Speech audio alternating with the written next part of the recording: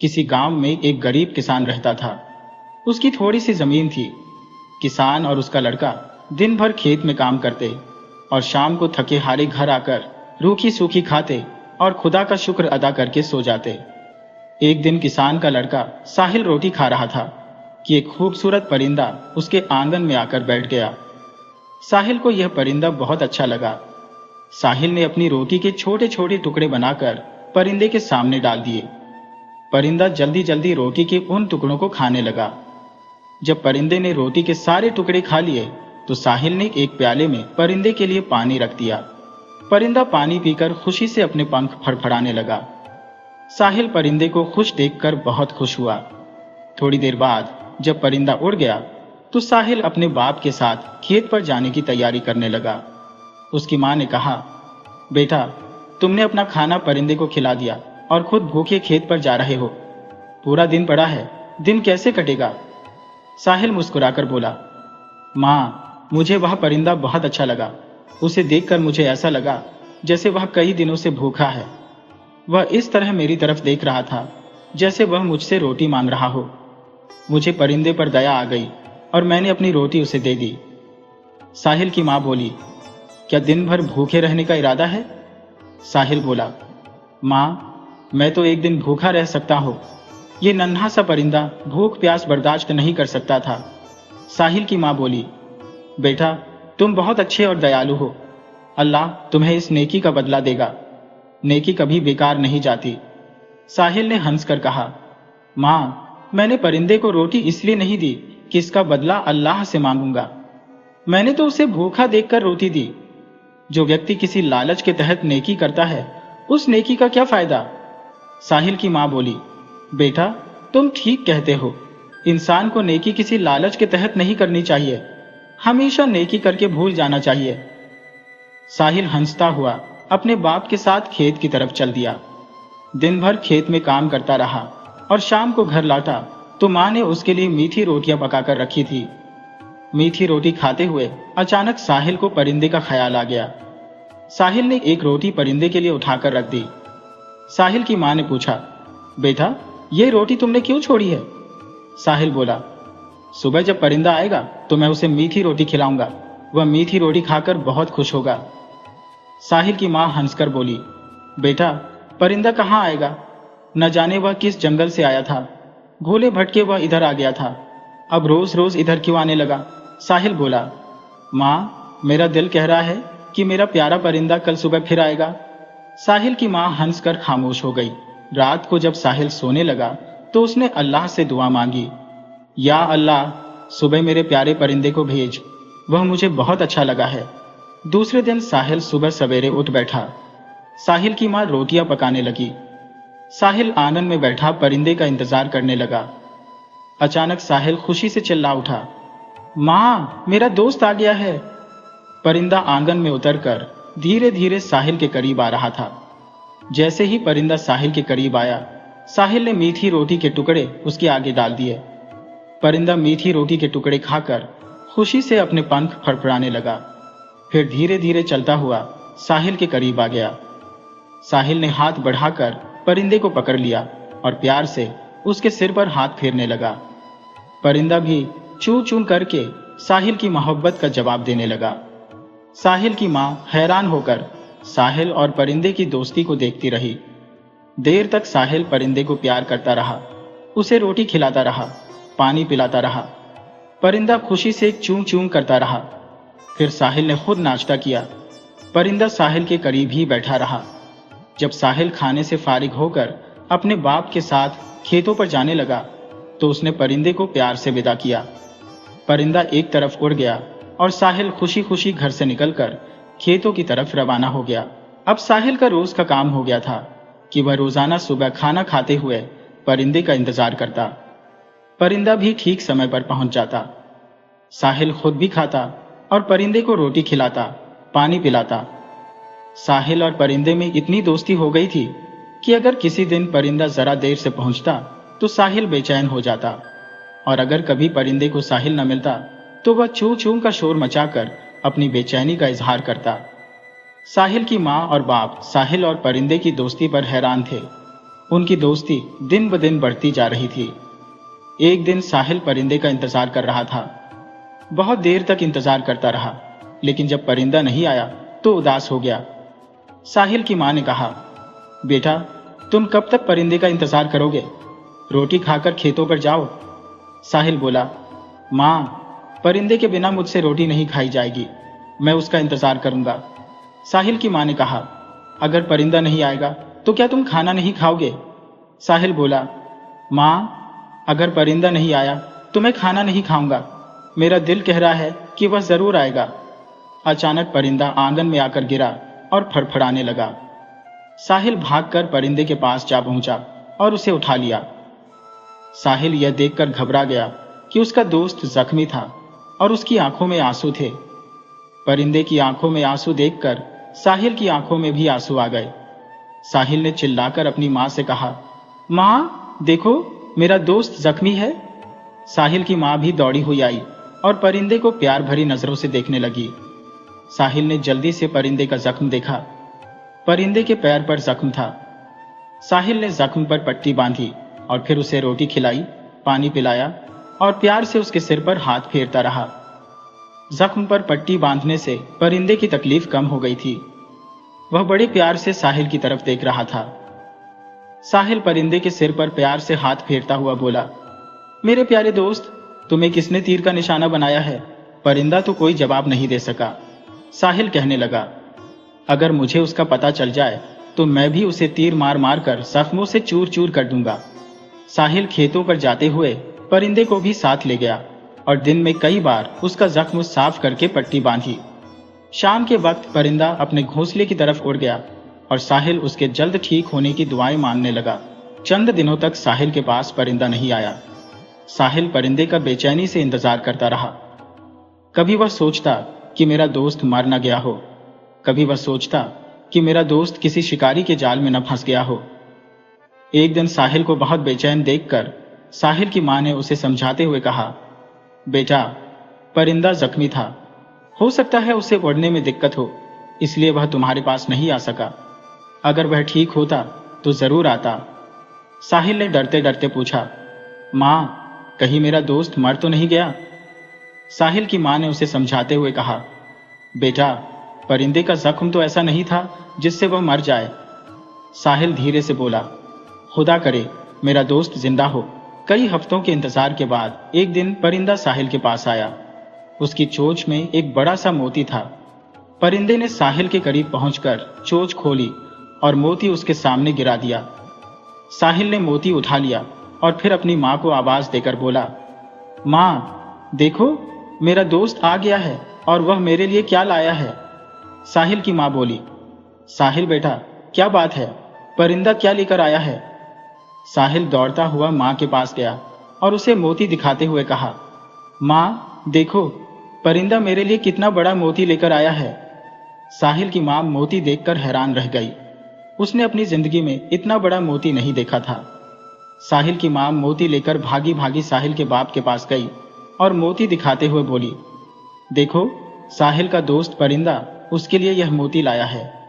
साहिल का बाप मोती को हाथ में लेकर ध्यान से देखता रहा और फिर खुशी से चिल्लाया, साहिल की मां, यह तो बहुत ही कीमती मोती है। परिंदे ने हम पर बड़ा एहसान किया है। साहिल की मां बोली, आज साहिल खेतों पर अकेला ही चला जाएगा। तुम ये मोती लेकर शहर जाओ और किसी जौहरी को यह मोती दिखाओ। जो जौहरी सबसे ज्यादा दाम दे उसे दे देना और आते हुए एक गद्दा खरीद कर उस पर अनाज, कपड़े और घर की जरूरत का सामान लेते आना। जब खुदा ने दिया है तो हम भूखे प्यासे और फटे पुराने कपड़े पहनकर क्यों रहे? साहिल का बाप बोला, ठीक है, रोटी खाते ही शहर रवाना हो जाऊंगा। तुम साहिल को खेतों पर भेज देना। साहिल का बाप जल्दी जल्दी रोटी खाकर शहर जाने के लिए तैयार हो गया। जब वह मोती को कमर में बांधकर घर से निकलने लगा तो अचानक उसे ख्याल आया कि कहीं यह मोती चोरी का ना हो। साहिल की मां हंसकर बोली, तुम तो बेकार परेशान हो रहे हो। परिंदा किसी की चोरी क्यों करने लगा? जंगल में कहीं पड़ा होगा तो अपने दोस्त के लिए उठा लाया। साहिल का बाप घर से चलते हुए साहिल से बोला, बेटा, मैं तो मोती बेचने शहर जा रहा हूं, तुम खेतों पर चले जाना। दुआ करो कि तुम्हारे दोस्त का दिया हुआ मोती अच्छे दामों में बिक जाए। फिर तो हम तुम्हारे दोस्त को रोजाना चूरी खिलाया करेंगे, उसे पानी के बजाय दूध पिलाया करेंगे। साहिल परिंदे के सिर पर प्यार से हाथ फेरता हुआ बोला। अल्लाह करे मोती अच्छे दामों में बिक जाए। साहिल का बाप शहर पहुंचकर एक जौहरी की दुकान पर गया और उसने कहा, जनाब, मेरे पास एक कीमती मोती है, मैं उसे बेचना चाहता हूं। जौहरी ने कहा, बाबा, तुम वो मोती हमें दिखाओ, मोती देखकर हम उसके दाम लगाएंगे। साहिल के बाप ने मोती जौहरी को दे दिया। जौहरी इतना बड़ा मोती देखकर हैरान रह गया। कभी वह मोती को देखता, कभी साहिल के बाप को। फिर उसने किसान से कहा, बड़े मियाँ, यह तो बहुत कीमती मोती है, मुझ में इतनी हिम्मत नहीं कि मैं इसके दाम लगा सकूं, तुम किसी और जौहरी को दिखाओ। बूढ़ा किसान जब चलने लगा तो जौहरी ने कहा, बाबा, तुम बैठो, मैं शहर के सभी बड़े बड़े जौहरियों को यहीं बुला लेता हूं, सब जौहरी मिलकर तुम्हारे मोती की कीमत लगा लेंगे। ये सुनकर किसान बहुत खुश हुआ और दिल ही दिल में परिंदे को दुआएं देने लगा, जिसकी वजह से उसके दिन फिरने वाले थे। थोड़ी ही देर में शहर के सभी जौहरी इकट्ठे हो गए और सब मिलकर मोती की कीमत का अंदाजा लगाने लगे।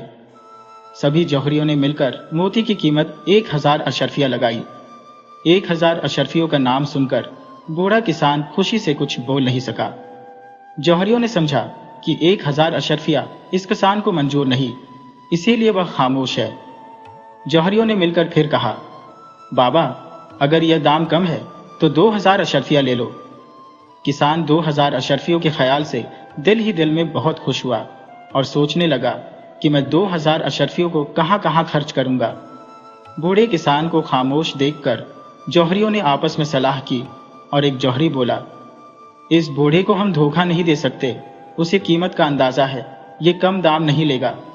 सभी जौहरियों ने आपस में फैसला करके कहा, हम इस मोती की 1000 अशर्फिया दे सकते हैं।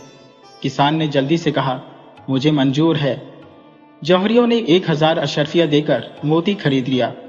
किसान ने 1000 अशर्फिया लेकर एक दुकान पर गया और खाने पीने का ढेर सारा सामान खरीदा। फिर एक और दुकान से उसने सबके लिए अच्छे अच्छे कपड़े खरीदे और फिर सारा सामान गद्दे पर लाद कर घर की तरफ रवाना हो गया। दूसरी तरफ घर पर साहिल और उसकी माँ आपस में बातें कर रहे थे। इतने में किसान गद्दे पर सामान लेकर खुश खुश घर में दाखिल हुआ। जैसे ही किसान घर में दाखिल हुआ, साहिल ने खुदा का शुक्र अदा किया और तीनों ने मिलकर गद्दे से सामान उतारा। खाने पीने का सामान और ढेर सारे कपड़े देखकर खुश हुए। किसान ने जब ढेर सारी अशर्फिया साहिल की माँ को दी तो वह खुश हो गई। किसान बोला, साहिल की माँ, जानती हो मोती के कितने दाम मिले? साहिल की माँ बोली, मुझे क्या मालूम, तुम कितने में बेच कर आए हो? किसान बोला, शहर के जौहरियों ने इस मोती की कीमत 1000 अशर्फिया लगाई है, मैंने सिर्फ 50 अशर्फिया खर्च की हैं, बाकी संभाल कर रख लो, ये हमारे काम आएंगी। साहिल की माँ का मुंह हैरत से खुला का खुला रह गया। साहिल की माँ ने बाकी अशर्फिया एक संदूक में रख दी। खाना खाने के बाद साहिल का बाप बोला, अब हमारे दिन फिर गए हैं, मैं चाहता हूँ कि गांव में और जमीन खरीद लूं ताकि हम सुकून के साथ अपना वक्त गुजार सकें। साहिल की माँ बोली, जमीन भी खरीद लो और इस कच्चे मकान की जगह एक शानदार मकान बना डालो ताकि सुकून के साथ रह सके। साहिल का बाप बोला, तुम ठीक कहती हो, कल ही मैं मजदूरों को बुलाकर इस कच्चे मकान की जगह एक शानदार मकान बनवा दूंगा। इसके साथ ही गांव में जमीन खरीद लेंगे, खेती बाड़ी के लिए कुछ जानवर भी ले लेंगे। रात भर साहिल की माँ और साहिल प्लान बनाते रहे। सुबह होते ही जब साहिल की माँ खाना पकाने लगी तो साहिल बोला, माँ, आज मेरे दोस्त के लिए चूरी बनाना ना भूलना, मेरे नन्ही दोस्त ने हम पर बड़ा एहसान किया है, मैं उसकी खूब खातिर करना प्रश्न करना चाहता हूँ ताकि वह भी हमारी खुशियों में शामिल हो सके। साहिल की माँ बोली, बेटा, अब तो मैं रोज तुम्हारे नन्हे दोस्त के लिए चूरी बनाया करूंगी, तुम भी खाना और अपने नन्ही दोस्त को भी खिलाना। अभी साहिल और उसकी माँ बातें कर रहे थे कि परिंदा आता दिखाई दिया। साहिल परिंदे को देखकर खुशी से उठ खड़ा हुआ। परिंदा आकर साहिल के हाथ पर बैठ गया। उसकी चोंच में आज भी एक मोती था। साहिल मोती देखकर चिल्लाया, माँ, मेरा दोस्त आज भी एक मोती ले आया है। साहिल की माँ भी खुशी से चिल्लाने लगी। बूढ़ा किसान भी आ गया। सबने मिलकर परिंदे को चूरी खिलाई, पानी पिलाया। जब परिंदा उड़ गया तो साहिल की माँ ने मोती सावधानी से संभाल कर संदूक में रख दिया खाने से फारिग होने के बाद साहिल का बाप ढेर सारी अशर्फियां लेकर गांव के एक बड़े जमींदार के पास गया और उससे बहुत सारी जमीन खरीद ली। जमीन खरीद कर आते हुए बूढ़ा किसान मजदूरों को भी अपने साथ ले आया। मजदूरों ने कच्चे मकान को गिराकर उसकी जगह एक शानदार मकान की नींव डाल दी। अब परिंदे का रोज का काम बन गया था कि वह रोज एक मोती लेकर आता और साहिल के हवाले करके चूरी खाता, पानी पीता, दूध पीता और उड़ जाता। देखते ही देखते साहिल की माँ के पास बहुत सारे मोती इकट्ठे हो गए। उनका शानदार महल भी तैयार हो गया। धीरे धीरे साहिल के बाप ने गांव की सारी जमीन खरीद ली। गरीब किसान मामूली किसान से बहुत बड़ा जमींदार बन गया। गांव के लोग साहिल के बाप के पास इतनी दौलत देखकर कानाफूसी करने लगे। एक किसान ने साहिल के बाप से पूछा, बाबा गुलाम, तुम्हारे पास इतनी दौलत कहां से आई? क्योंकि उसके पिता का नाम गुलाम था। गुलाम बोला, भाई, जब खुदा देता है तो बहुत देता है। मैं चाहता हूं कि तमाम गांव वालों की मदद करो, उनके कच्चे मकानों की जगह पक्के मकान हो और मेरे गांव वाले भी सुकून के साथ अपनी जिंदगी बसर कर सकें। वह गांव वाला खुश होकर बोला, बाबा, तुम तो बहुत नेक इंसान हो। दौलतमंद होने के बावजूद तुम सब गांव वालों के बारे में सोच रहे हो, वरना दौलत पाने के बाद इंसान घमंडी हो जाता है, भाई भी भाई को नहीं पूछता। गुलाम बोला, भाई, दौलत तो आनी जानी चीज है। अगर दौलत से मेरे गांव वालों का कुछ भला हो सकता है तो बेहतर होगा। मैंने फैसला किया है कि कल से तमाम गांवों में कच्चे मकानों की जगह पक्के मकानों की नींव डाल दो। वह गांव वाला खुशी से बोला, मैं सपना तो नहीं देख रहा। गुलाम बोला, भाई, ये सपना नहीं, हकीकत है। हमारे बच्चों के लिए गांव में न तो स्कूल है, न बीमारों के लिए कोई अस्पताल। गांव की नींव मुकम्मल होते ही स्कूल की नींव डाल दी जाएगी, फिर अस्पताल भी बन जाएगा ताकि गांव के बच्चे पढ़ लिख कर अपने गांव का नाम रोशन कर सके। उसे इस काम के लिए कुछ लोगों की जरूरत थी। दूसरे दिन वह गांव वाला अपने साथ कुछ बूढ़े और जवान लोगों को लेकर गुलाम के घर पहुंचा। गुलाम ने अपने साथियों से कहा, गांव के सभी कच्चे मकानों को गिरा दिया जाए और आज ही से उनकी जगह पक्के मकानों की नींव डाल दी जाए। देखते ही देखते गांव के सभी कच्चे मकान गिरा दिए गए और सैकड़ों मजदूर दिन रात नए मकान बनाने में लग गए। गांव में इतने पक्के मकान बनाने के लिए बहुत सारी दौलत की जरूरत थी। गुलाम ढेर सारे मोती लेकर शहर के जौहरियों के पास गया और पैसे ले आया। जब गांव की नींव मुकम्मल हो गई तो गांव वाले कच्चे मकानों की जगह खूबसूरत पक्के मकान देखकर बहुत खुश हुए और सब गांव वालों के सलाह से उस गांव का नाम गुलाम के नाम पर गुलाम नगर रखा गया। जैसे ही गांव की नींव खत्म हुई, गुलाम ने गांव के बच्चों के लिए स्कूल बनवाया, अस्पताल बनवाया। गांव के वह बच्चे जो दिन भर बेकार गांव की गलियों में मारे मारे फिरते थे, अब वह साफ सुथरे कपड़े पहनकर स्कूल जाने लगे। गांव में हर तरफ खुशहाली ही खुशहाली नजर आने लगी। जब गुलाम उन बच्चों को स्कूल जाते देखता, मदरसे जाते देखता, तो उसके चेहरे पर खुशी की लहर दौड़ जाती और वह खुदा का शुक्र अदा करता कि अल्लाह ने उसे नेक काम करने की तौफीक दी। साहिल अब खेतों में काम करने की बजाय स्कूल जाता था। थोड़े ही समय में उसने लिखना पढ़ना सीख लिया और वह बड़ी तेजी से आगे बढ़ रहा था। एक दिन साहिल स्कूल जाने के लिए तैयार हो रहा था कि उसका दोस्त परिंदा आकर उसके कंधे पर बैठ गया। आज वह मोती नहीं लाया था। साहिल ने प्यार से उसके सिर पर हाथ फेरा और फिर स्कूल जाने लगा। परिंदा उड़कर उसके रास्ते में आ गया। साहिल ने हंसकर कहा, क्यों भाई, तुम नहीं चाहते कि मैं स्कूल जाऊं, पढ़ाई करूं? अगर मैं स्कूल नहीं गया तो बाप नाराज होंगे, मास्टर साहब मेरी पिटाई कर देंगे। ये सुनकर परिंदा चू चू करता हुआ उड़ गया और साहिल स्कूल की तरफ चल दिया। दूसरे दिन सुबह साहिल नाश्ता कर रहा था कि परिंदा फिर आ गया। साहिल ने उसे चूरी खिलाई, दूध पिलाया और फिर कहा, थोड़ी देर बैठो, मैं अभी तैयार होकर तुम्हारे साथ चलता हूं। साहिल के बाप गुलाम ने साहिल को परिंदे से बातें करते देखकर पूछा, बेटा, तुम परिंदे के साथ कहां जा रहे हो? साहिल बोला, बाप, मुझे नहीं मालूम ये मुझे कहां ले जाना चाहता है। जरूर कोई खास बात है। अगर आप इजाजत दें तो मैं अपने दोस्त के साथ हो आऊं। गुलाम बोला, बेटा, जरूर जाओ। हो सकता है तुम्हारा दोस्त या उसका कोई साथी मुसीबत में हो, तुम्हें उनकी मदद करनी चाहिए। साहिल तैयार होकर परिंदे के साथ चल पड़ा। परिंदा आगे आगे उड़ रहा था, साहिल उसके पीछे पीछे घोड़े पर सवार चला जा रहा था। कई घंटे के सफर के बाद एक घने जंगल में पहुंचकर परिंदा रुक गया। साहिल ने भी अपना घोड़ा रोक लिया। परिंदा अचानक उड़ा और उसकी नजरों से गायब हो गया। साहिल एक पेड़ के नीचे बैठा परिंदे का इंतजार करता रहा। थोड़ी देर के बाद परिंदा आया और उसे साथ लिए जंगल में घुसता चला गया। परिंदा एक गुफा के सामने जाकर रुका और फिर गुफा के अंदर चला गया। साहिल भी परिंदे के पीछे गुफा में जा घुसा। गुफा में जगह जगह आग जल रही थी। हर तरफ आग की वजह से उजाला फैला हुआ था। आग की रोशनी में साहिल ने गुफा के कोनों में मोतियों के ढेर देखे। साहिल समझ गया कि उसका दोस्त इसी गुफा से रोजाना मोती ले जाता है और आज उसने मोतियों का खजाना उसे दिखा दिया है। साहिल ने जल्दी जल्दी मोतियों से कई थैले भर लिए और घोड़े पर रखकर घर की राह ली। साहिल के गुफा से निकलते ही डाकू भी गुफा में आ गए। गुफा के सामने घोड़े के पैरों के निशान देखकर डाकुओं के सरदार ने कहा, मालूम होता है कि कोई आदमी हमारे खजाने तक घोड़े पर सवार आया है। सरदार और डाकू तेजी से गुफा में पहुंचे। सरदार ने मोतियों की एक ढेरी में से मोतियों को कम देखकर गुस्से से कहा, मालूम होता है कि किसी ने हमारे ठिकाने का पता लगा लिया है। यही वजह है कि आज मोती चोरी हो गए। एक डाकू बोला, अब हमें गुफा की सख्ती से हिफाजत करनी चाहिए और चोर का पता लगाकर उसे ऐसी सजा देनी चाहिए कि वह दोबारा इधर का रुख न करे। सरदार बोला, तमाम साथी बारी बारी गुफा पर पहरा दें। जो साथी चोर को पकड़ने में कामयाब हो गया उसे आइंदा लूट के माल में से 2 गुना हिस्सा दिया जाएगा। डाकुओं का सरदार बोला, मैं इस बेइज्जती का बदला लूंगा।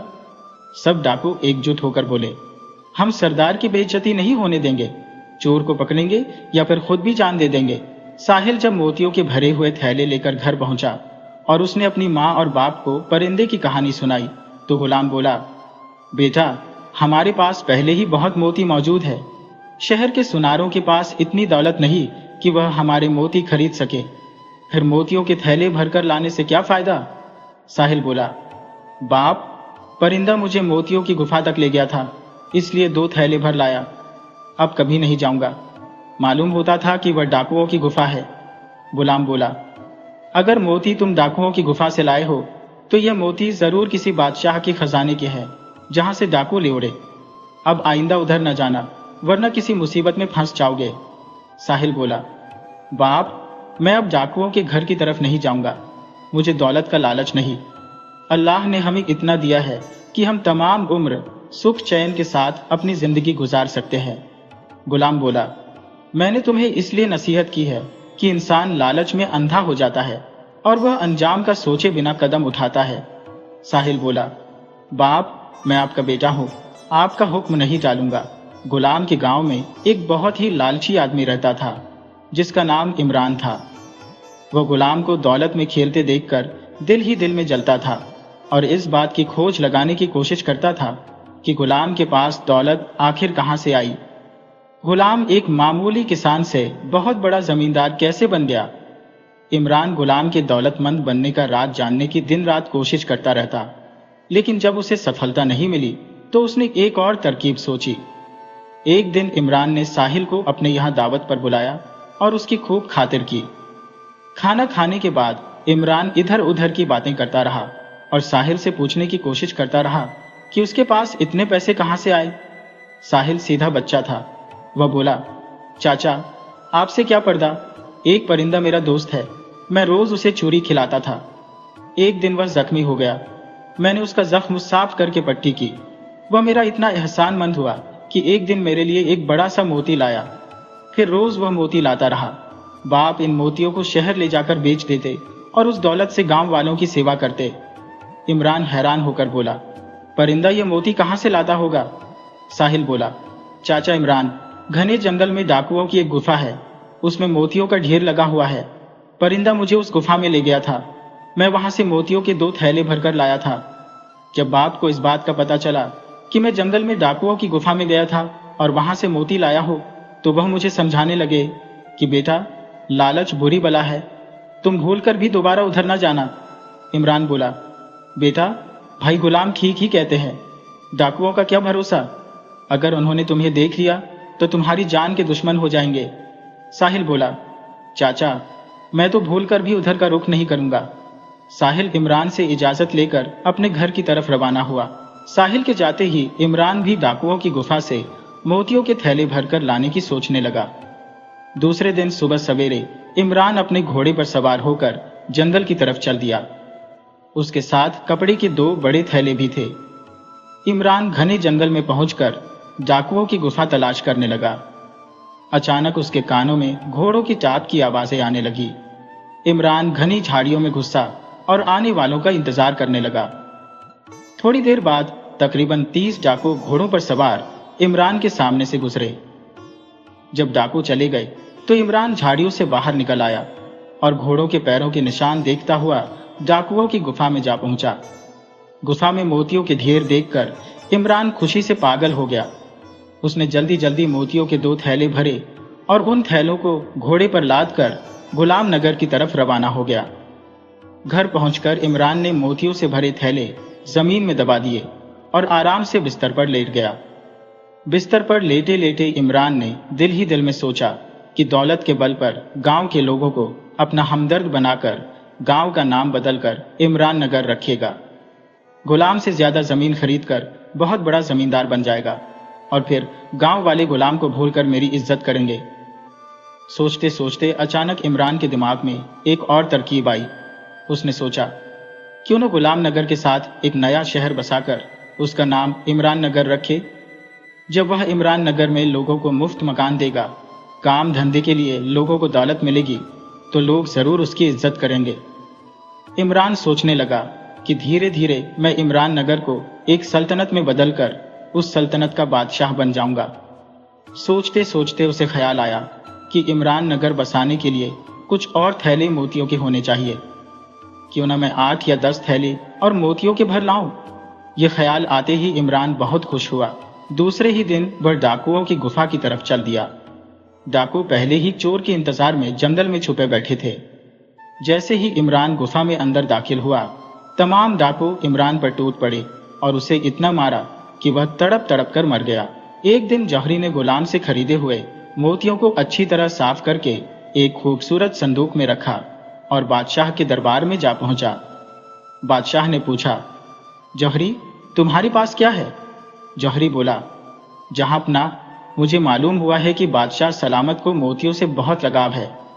मेरे पास ऐसे दुर्लभ मोती हैं जो सिर्फ बादशाहों के पास होने चाहिए। बादशाह बोला, जौहरी हमें मोतियों से बहुत लगाव है। हमारे पास बड़े कीमती मोती थे और इतने थे कि अगर हम चाहते तो उन मोतियों के बदले न जाने क्या क्या खरीद सकते थे, लेकिन हमारे खजाने के मुहाफिज की गलती से वह मोती चोरी हो गए। इसके बाद हमने मोतियों की तलाश में दुनिया के कोने कोने में आदमी भेजे, लेकिन हमें वैसे मोती नहीं मिले। जौहरी ने मोतियों वाला संदूक बादशाह की तरफ बढ़ा दिया, जिसमें तकरीबन 10 मोती रखे हुए थे। बादशाह मोतियों को देखते ही चिल्लाया, जौहरी ये मोती तुम्हारे पास कहां से आए? सच बताओ कि ये मोती तुमने कहां से हासिल किए? ये तो हमारे मोती हैं जो शाही खजाने से चोरी हुए थे। जौहरी यह सुनकर घबरा गया, लेकिन उसने कहा, जहांपना, मैंने मोती एक आदमी से हजारों अशरफिया देकर खरीदे हैं। बादशाह बोला, क्या तुम उस आदमी को हमारे सामने पेश कर सकते हो? जौहरी बोला, बादशाह सलामत, अगर वह आदमी आ जाए तो मैं उसे लेकर आपकी सेवा में हाजिर हो जाऊंगा। बादशाह बोला, अगर तुम उस आदमी को पेश नहीं कर सके तो हम तुम्हें जिंदा नहीं छोड़ेंगे। बादशाह बोला, जाओ, हम तुम्हारा 3 हफ्ते तक इंतजार करेंगे।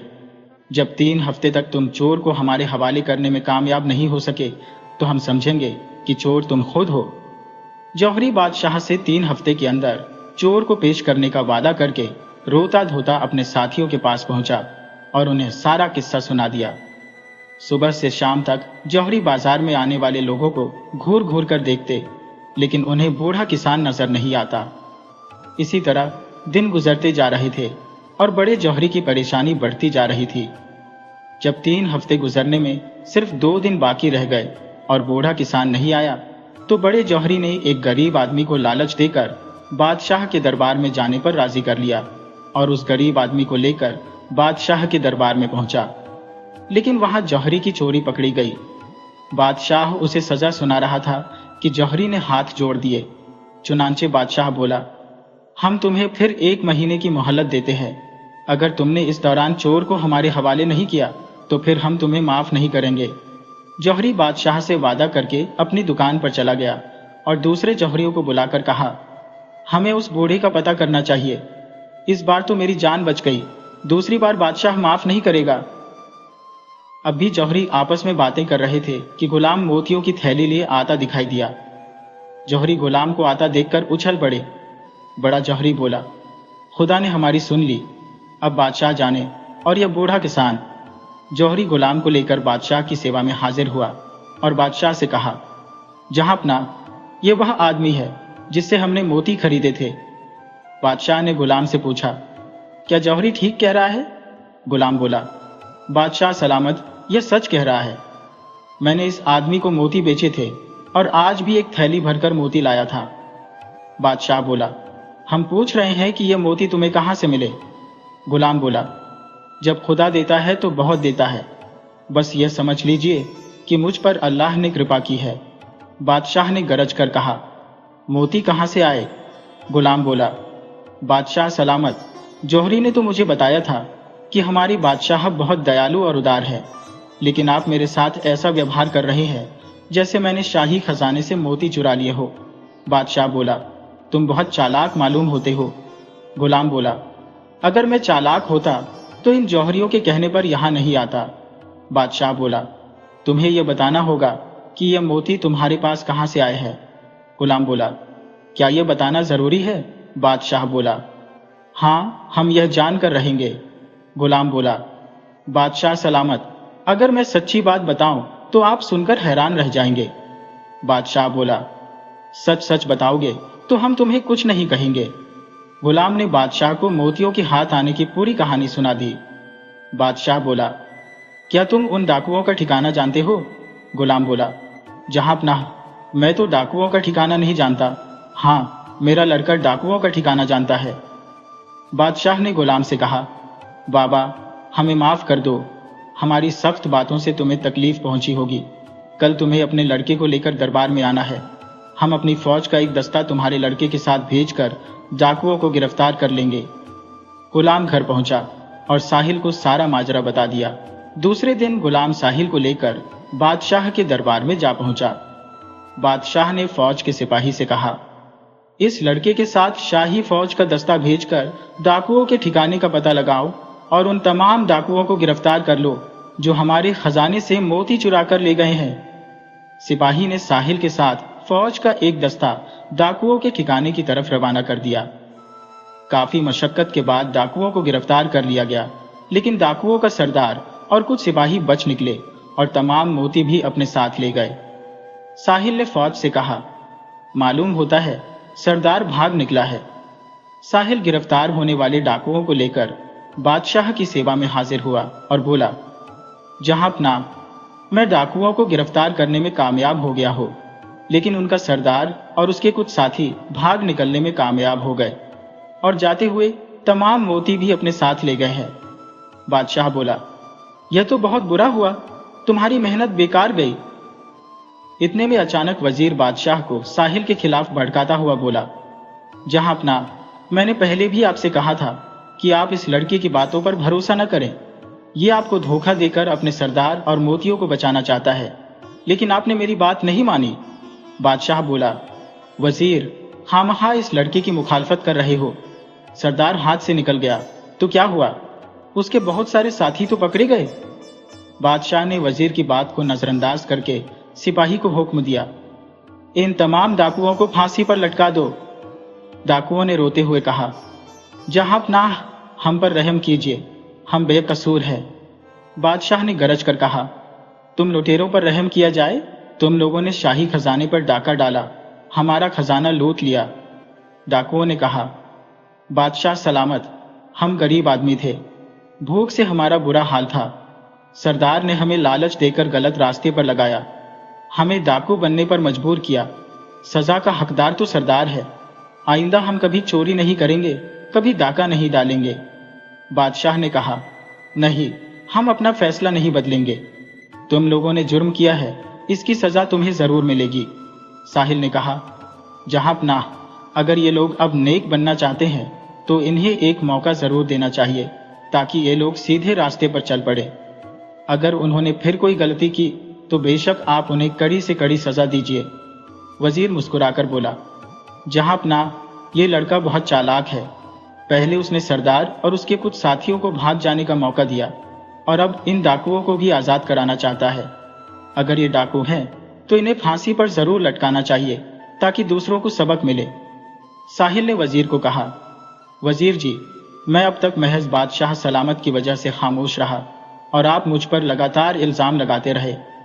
मुझे तो शक है कि शाही खजाने से मोतियों की चोरी में आपका भी हाथ है। आप डाकुओं से मिले हुए हैं। वजीर चीख कर बोला, जहांपनाह, इस गुस्ताख लड़के से कहिए कि अपनी जुबान को लगाम दे, वरना मैं इसे ऐसा सबक सिखाऊंगा कि यह सारी शेखी भूल जाएगा। बादशाह वजीर को डांट कर बोला, तुम भी तो साहिल पर इल्जाम लगा रहे थे। जब उसने तुम्हारे मुताबिक सब जाहिर किया तो तुम घबरा क्यों गए? वजीर बोला, बादशाह सलामत, मैं आपका पुराना वफादार नौकर हूं। मैं यह सब इसलिए कह रहा था कि इस लड़के के मुताबिक मुझे सब कुछ पता है कि यह लड़का कौन है। बादशाह बोला, हम बादशाह हैं और लोगों के चेहरे भी जानते हैं।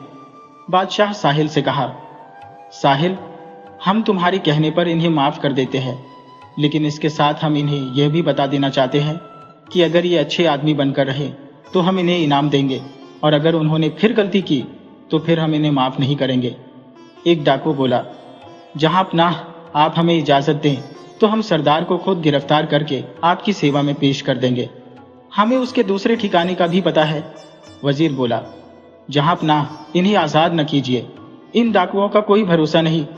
साहिल बोला, बादशाह सलामत, जब आप इन्हें माफ कर चुके हैं तो इन्हें यह मौका दीजिए। एक डाकू बोला, बादशाह सलामत, यह ठीक कह रहे हैं। सरदार हमें अपना साथी समझेगा और हमें देखकर खुश होगा।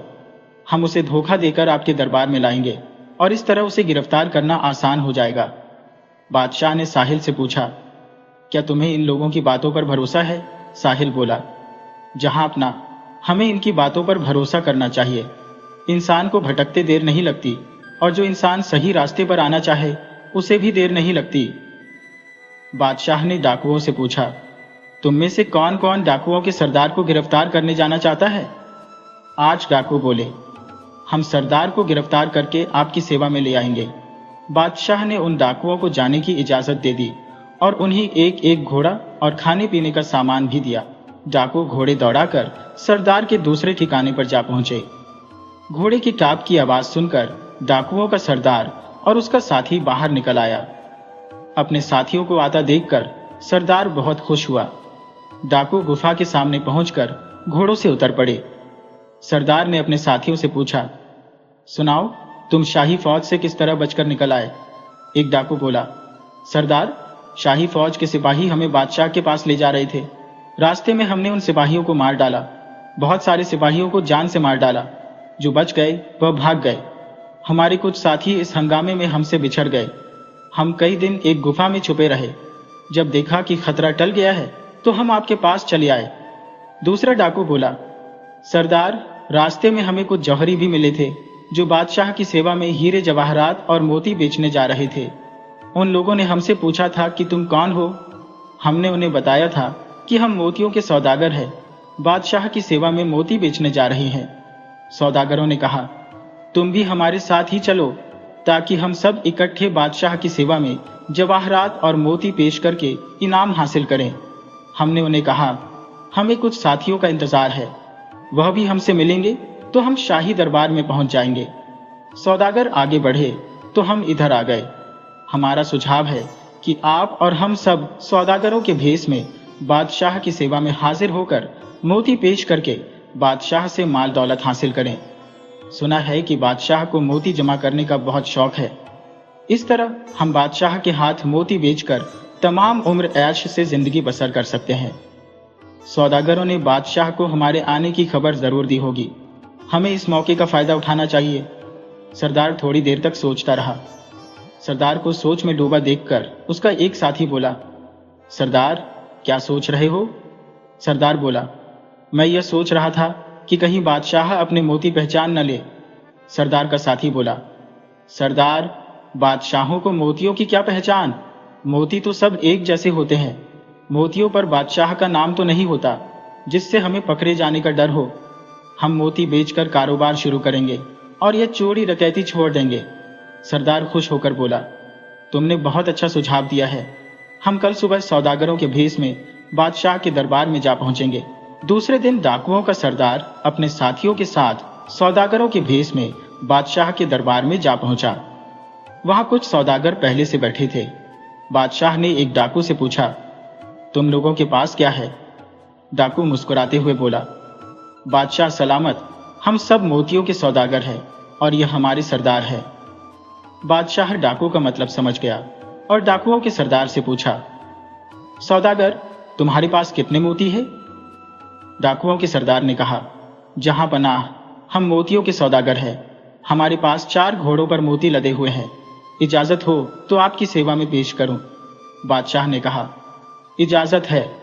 अगर मोती हमें पसंद आ गए तो हम तुम्हें मोतियों के मुंह मांगे दाम देकर तुम्हारे सारे मोती खरीद लेंगे। डाकुओं के सरदार ने खुश होकर अपने एक साथी से कहा, घोड़ों पर से मोतियों की थैलियां उतार लाओ। सरदार का साथी घोड़ों पर से मोतियों की थैलियां उतार कर लाया और बादशाह के सामने पेश कर दी। वजीर दूर खड़ा यह तमाशा देख रहा था। वह इशारों में सरदार से कुछ कहने की कोशिश कर रहा था। सरदार बादशाह को बेवकूफ बनाकर दौलत इकट्ठी करने के चक्कर में पड़ा हुआ था। उसने वजीर की तरफ आंख उठाकर भी नहीं देखा। बादशाह और साहिल वजीर की इस हरकत को देख रहे थे, लेकिन बादशाह अनजान बना रहा। बादशाह ने शाही फौज के एक सिपाही से कहा, इन मोतियों को थैलियों में से निकालकर हमारे सामने ढेर कर दो। सिपाही थैलियों में से मोती निकालकर बादशाह के सामने ढेर करने लगा।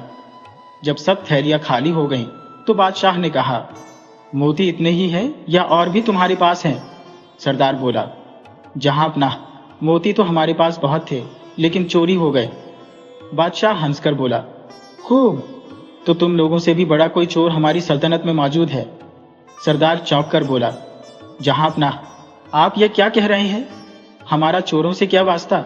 हम तो मुल्क खुरासान के रहने वाले हैं। मुल्क मुल्क घूमकर मोतियों की व्यापार करते हैं। बादशाह गुस्से से बोला, ये क्यों नहीं कहते कि हम मुल्क मुल्क के खजाने को लूटकर अपना घर भरते हैं? सरदार ने अपने साथी से कहा, बादशाह को हमारी असलियत का पता चल चुका है। अब यहां से भाग निकलना भी मुश्किल नजर आता है। एक डाकू बोला, जो साथी हमें यहां लाए थे वह हमारे दुश्मन मालूम होते हैं। उन्हीं लोगों ने हमें धोखे से यहां लाकर फंसा दिया है। बादशाह गरज कर बोला, डाकुओं के सरदार, हमारे खजाने से जितने मोती तुमने चुराए हैं वह हमारे हवाले कर दो, वरना हम तुम्हें और तुम्हारे तमाम साथियों को फांसी पर लटका देंगे। डाकुओं का सरदार बोला, जहां पनाह, आपको हमारी असलियत का पता चल चुका है। आप हमें जो चाहे सजा दें। जितने मोती हमारे पास थे वह आपकी सेवा में पेश कर चुके हैं। लेकिन एक बात बता दीजिए कि आपको हमारे बारे में किसने बताया? बादशाह ने साहिल की तरफ इशारा करते हुए कहा, सबसे पहले इस लड़के ने हमें तुम लोगों के बारे में बताया था और तुम्हारे साथियों को गिरफ्तार करके लाने वाला लड़का भी यही है। इसके बाद तुम्हें यहाँ तुम्हारे साथी ले आए जिनको तुमने गलत रास्ते पर डाला था। ये गरीब थे, उन्हें तुमने दौलत का लालच देकर डाकू बनने पर मजबूर किया। जब हमने उन्हें माफ कर दिया और उन्हें अपनी फौज में रख लिया तो उन लोगों ने तुमसे बदला लेने के लिए तुम्हें गिरफ्तार करा दिया। सरदार बोला, जहां अपना, मैंने वाकई बहुत बुरा काम किया है। मैं बहुत बुरा हूं, मुझे फांसी की सजा मिलनी चाहिए। बादशाह बोला, हम तुम्हारी यह इच्छा जरूर पूरी करेंगे। सरदार बोला, इसके साथ साथ मेरी एक दरख्वास्त है। बादशाह बोला, क्या? डाकुओं का सरदार बोला, आप हमें आपके खजाने से मोती चुराने की तरकीब देने वाले को भी फांसी पर लटका दीजिए। वजीर घबराकर बोला, डाकुओं का सरदार अपनी जान जाती हुई देख दूसरों को अपना साथी बनाना चाहता है। बादशाह मुस्कुराकर बोला, हमें डाकुओं के साथी का पता है, जब हम चाहें उसे फांसी पर लटका देंगे। साहिल बोला, जहां अपना, कुछ महीने पहले मैं इन डाकुओं की गुफा से मोतियों के 2 थैले भरकर लाया था। वह मैं आपकी सेवा में पहुंचा दूंगा, लेकिन वह मोती जो मेरा दोस्त परिंदा लाता रहा वह मेरे बाप ने जौहरियों को बेच दिए हैं। उन मोतियों से जो दौलत मिली वह हमने अपने लिए और गांव वालों की भलाई के लिए खर्च की। डाकुओं का सरदार बोला, जहां पनाह, ये लड़का भी मुजरिम है, इसे भी मेरे साथ फांसी पर लटका दीजिए। इसने आपके मोती बेचकर अपने पर खर्च किए हैं। साहिल बोला, जहां पनाह, मुझे अगर यह मालूम होता कि वह मोती शाही खजाने से चुराए गए हैं तो मैं उन्हें बेचने की हिम्मत नहीं करता। मुझे तो मेरे एक बेजुबान मेहरबान दोस्त ने वह मोती दिए थे जिनके बारे में मुझे कुछ भी पता नहीं था। वजीर उससे बोला, तुम हमें बेवकूफ नहीं बना सकते। साहिल बोला, वजीर साहब, कौन किसको बेवकूफ बनाता रहा है ये बादशाह सलामत बखूबी जानते हैं। आप इस मामले में खामोश रहें, इसी में आपकी भलाई है। वजीर चिल्लाकर बोला, ए लड़के, तू अपनी चालाकी से बादशाह सलामत को धोखा नहीं दे सकता। तूने शाही मोती बेचने की हिम्मत कैसे की? साहिल बोला, जिस गांव में हम रहते हैं वह बहुत ही गरीब लोगों का गांव था। लोगों के पास न तो अपने लिए मकान थे न पहनने के लिए कपड़े। दिन भर में एक बार रूखी सूखी खाकर अपना पेट पालते थे। जब मेरे बाप के हाथ दौलत लगी तो उन्होंने गांव वालों के लिए अच्छे काम किए। वजीर बोला, ये बाप की उदारता की कहानियां सुनाकर फांसी के फंदे से बच जाना चाहता है।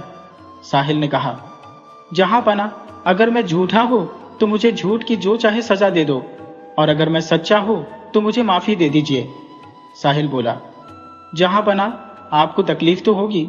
मेरा गांव यहां से बहुत दूर है, लेकिन जब आप मेरे गांव में पहुंचेंगे तो आप मुझे फांसी देने की बजाय मुझे और मेरे बूढ़े बाप को इनाम देंगे। वजीर बोला, जहां पना, मुझे भी इस लड़की की बातों से झूठ की बू आती है।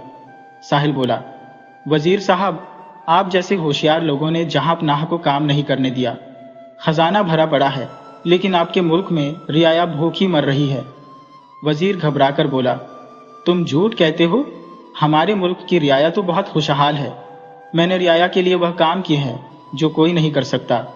साहिल हंसकर बोला, आपके कारनामों को इस मुल्क की रियाया कैसे भूल सकती है?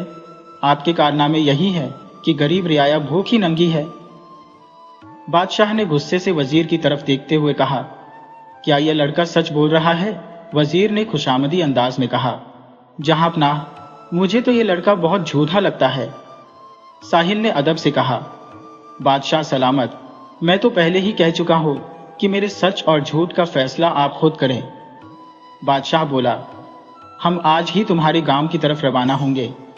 साहिल बोला, जब आप मेरे गांव की तरफ रवाना होंगे, रास्ते में आपको कई ऐसे गांव मिलेंगे जिन्हें देखकर आपको मेरी बातों पर यकीन आ जाएगा। आपके वजीर ने आज तक आपको धोखा दिया, आपको धोखे में रखा, आपको गलत सलाह देता रहा। अचानक डाकुओं का सरदार बोला, जहां पनाह, हमें खजाना लूटने की सलाह भी इसी आदमी ने दी थी। वजीर घबराकर बोला, बादशाह सलामत, ये सब मेरे खिलाफ साजिश कर रहे हैं, मुझे आपकी नजरों से गिराना चाहते हैं। मैंने ऐसा कोई काम नहीं किया जिससे आपको या रियाया को नुकसान पहुंचे। साहिल मुस्कुराकर बोला, अगर मैंने या डाकुओं के सरदार ने आपके खिलाफ साजिश की है तो इसका पता चल जाएगा। बादशाह सलामत जो सजा चाहे हमें दे सकते हैं। बादशाह बोला, अगर वजीर ने हमें धोखा दिया है तो हम इसे कभी माफ नहीं करेंगे, और अगर साहिल और डाकुओं के सरदार ने हमारे और वजीर के खिलाफ साजिश की है तो हम उन्हें भी माफ नहीं करेंगे। ये सुनकर वजीर के होश उड़ गए। बादशाह ने शाही फौज के सिपाही से कहा, जब तक हम अपनी रियाया को अपनी आंखों से नहीं देख लेते तब तक वजीर, डाकुओं का सरदार और यह लड़का शाही फौज की कैद में रहेंगे।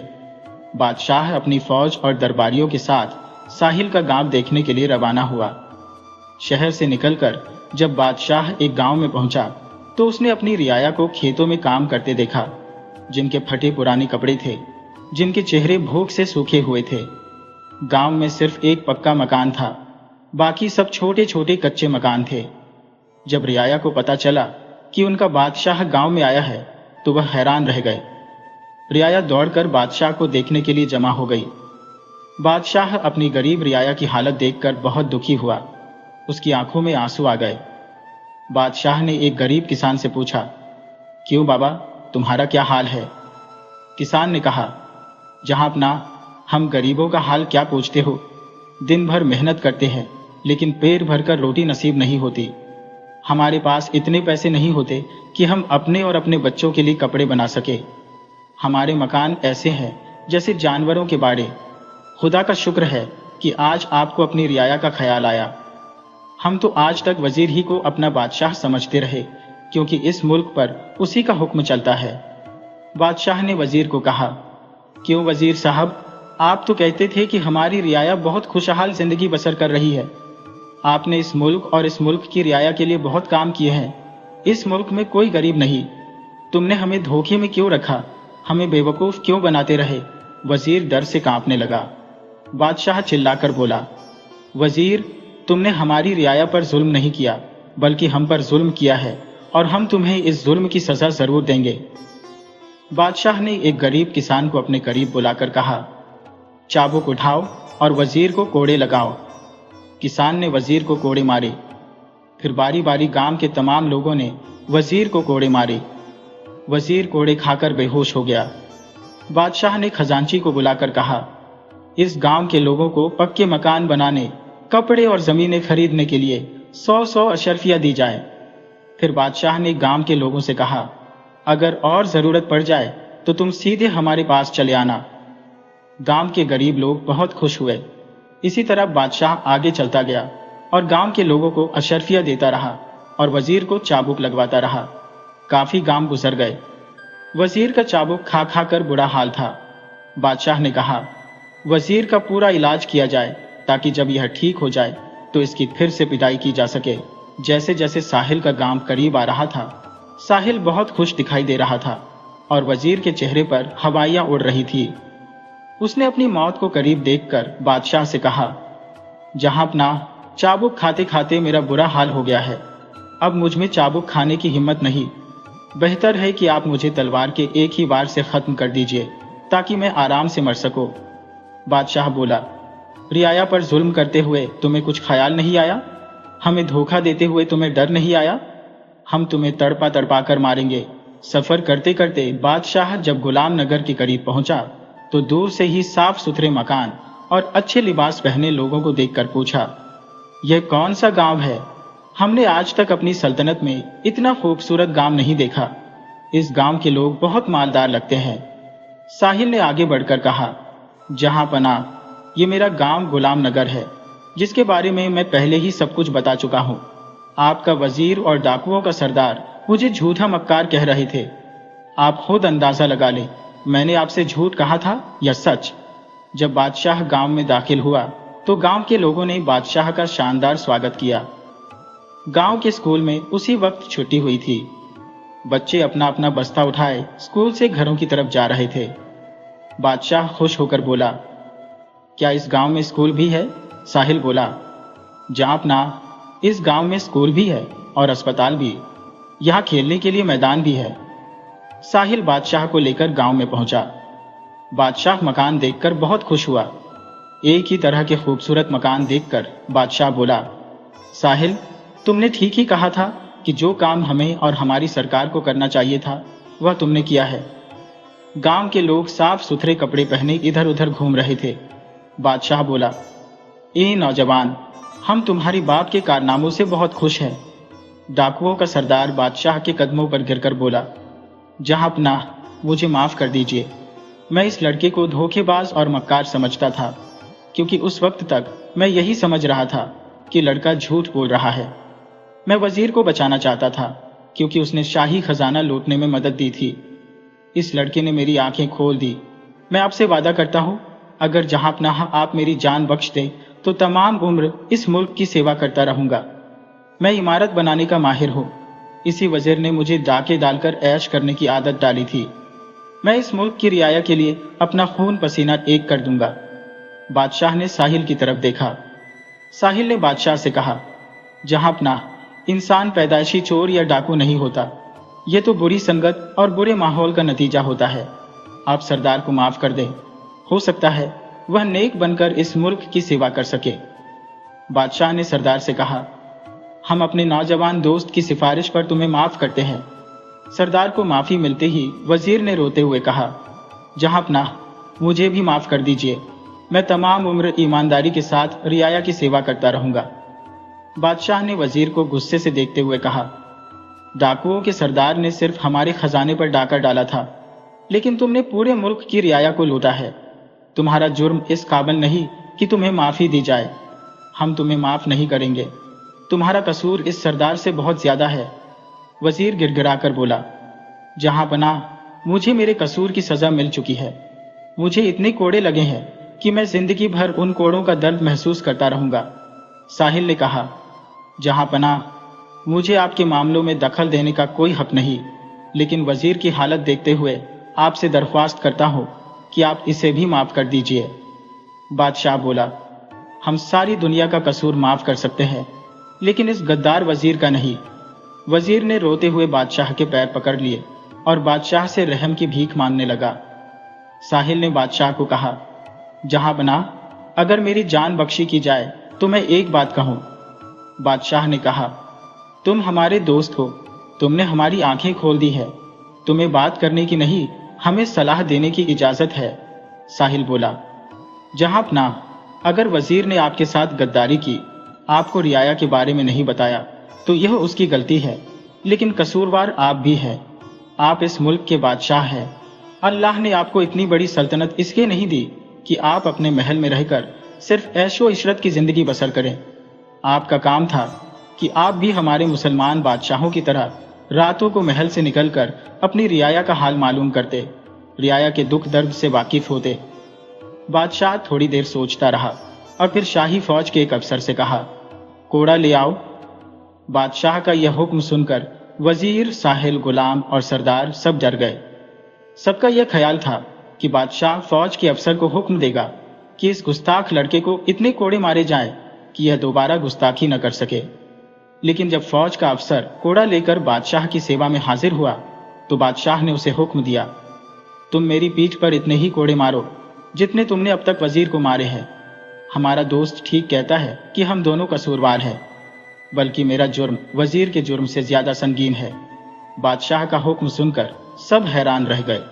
खुशी से सबकी आंखों में आंसू आ गए। बादशाह चिल्लाया, हुक्म की तामील हो। फौज का अफसर बादशाह पर कोड़े बरसाने लगा। जब कोड़े बरसाना रुक गया तो बादशाह ने साहिल से कहा, मेरे नौजवान दोस्त, अब तो तुम खुश हो। साहिल बोला, बादशाह सलामत।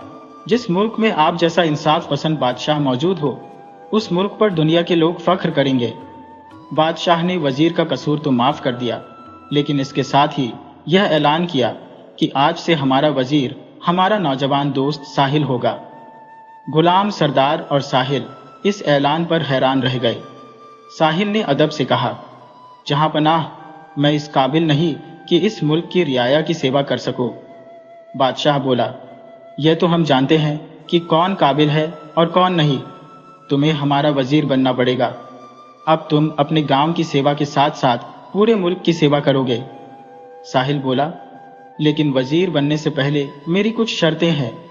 साहिल की बात सुनकर बादशाह मुस्कुराता हुआ बोला, हम तुम्हारी शर्तें सुनना चाहते हैं। साहिल बोला, शाही खजाने में जितनी दौलत जमा है, यह आपकी दौलत नहीं होगी। यह तमाम दौलत रियाया की होगी। ये दौलत रियाया की भलाई के लिए खर्च होगी। मैं रियाया की भलाई के लिए जो भी काम करूंगा, आपको उसकी मंजूरी देनी होगी। बादशाह बोला, पहले शाही खजाने में जमा दौलत हमारी थी, लेकिन आज से वह दौलत रियाया की होगी। तुम्हारी इस शर्त से पहले ही हमने फैसला कर लिया था कि हम अब महल में बैठे नहीं रहेंगे, रियाया की सेवा करेंगे।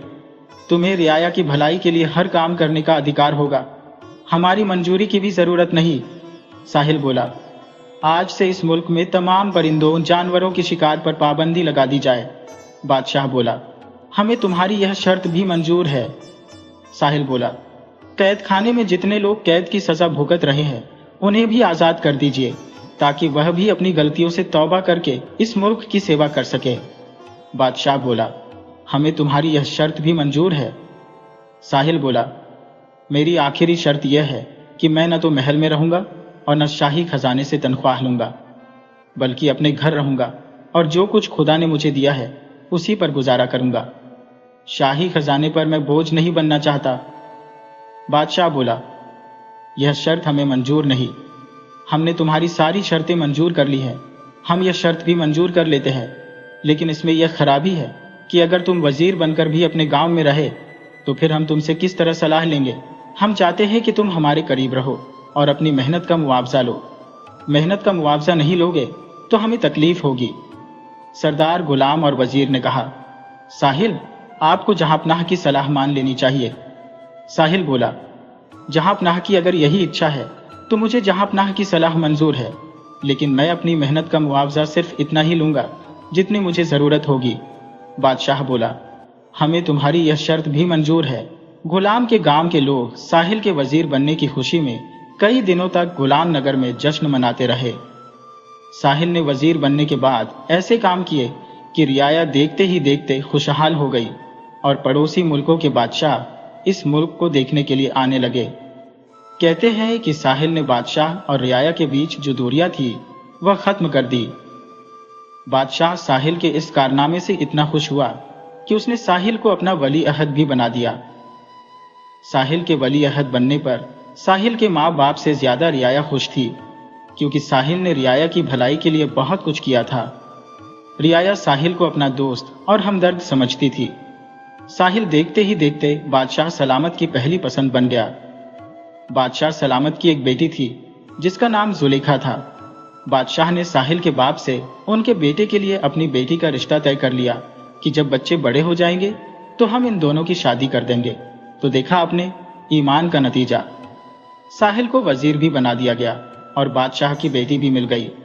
तो ऐसे ही मजेदार कहानियां देखने के लिए हमारे चैनल को सब्सक्राइब करें और कमेंट सेक्शन में बताइएगा कि आप कौन सी कंट्री, कौन से देश, कौन से शहर, कौन से मुल्क, कौन से गांव से हमारी वीडियो को देख रहे हैं।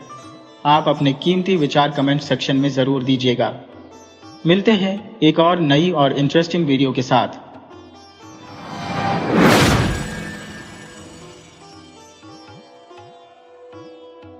प्राचीन समय की बात है।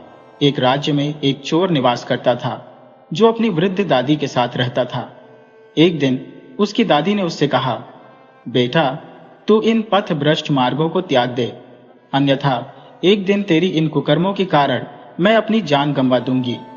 तू शराब पीता है, चोरी करता है, जुआ खेलता है और झूठ बोलता है।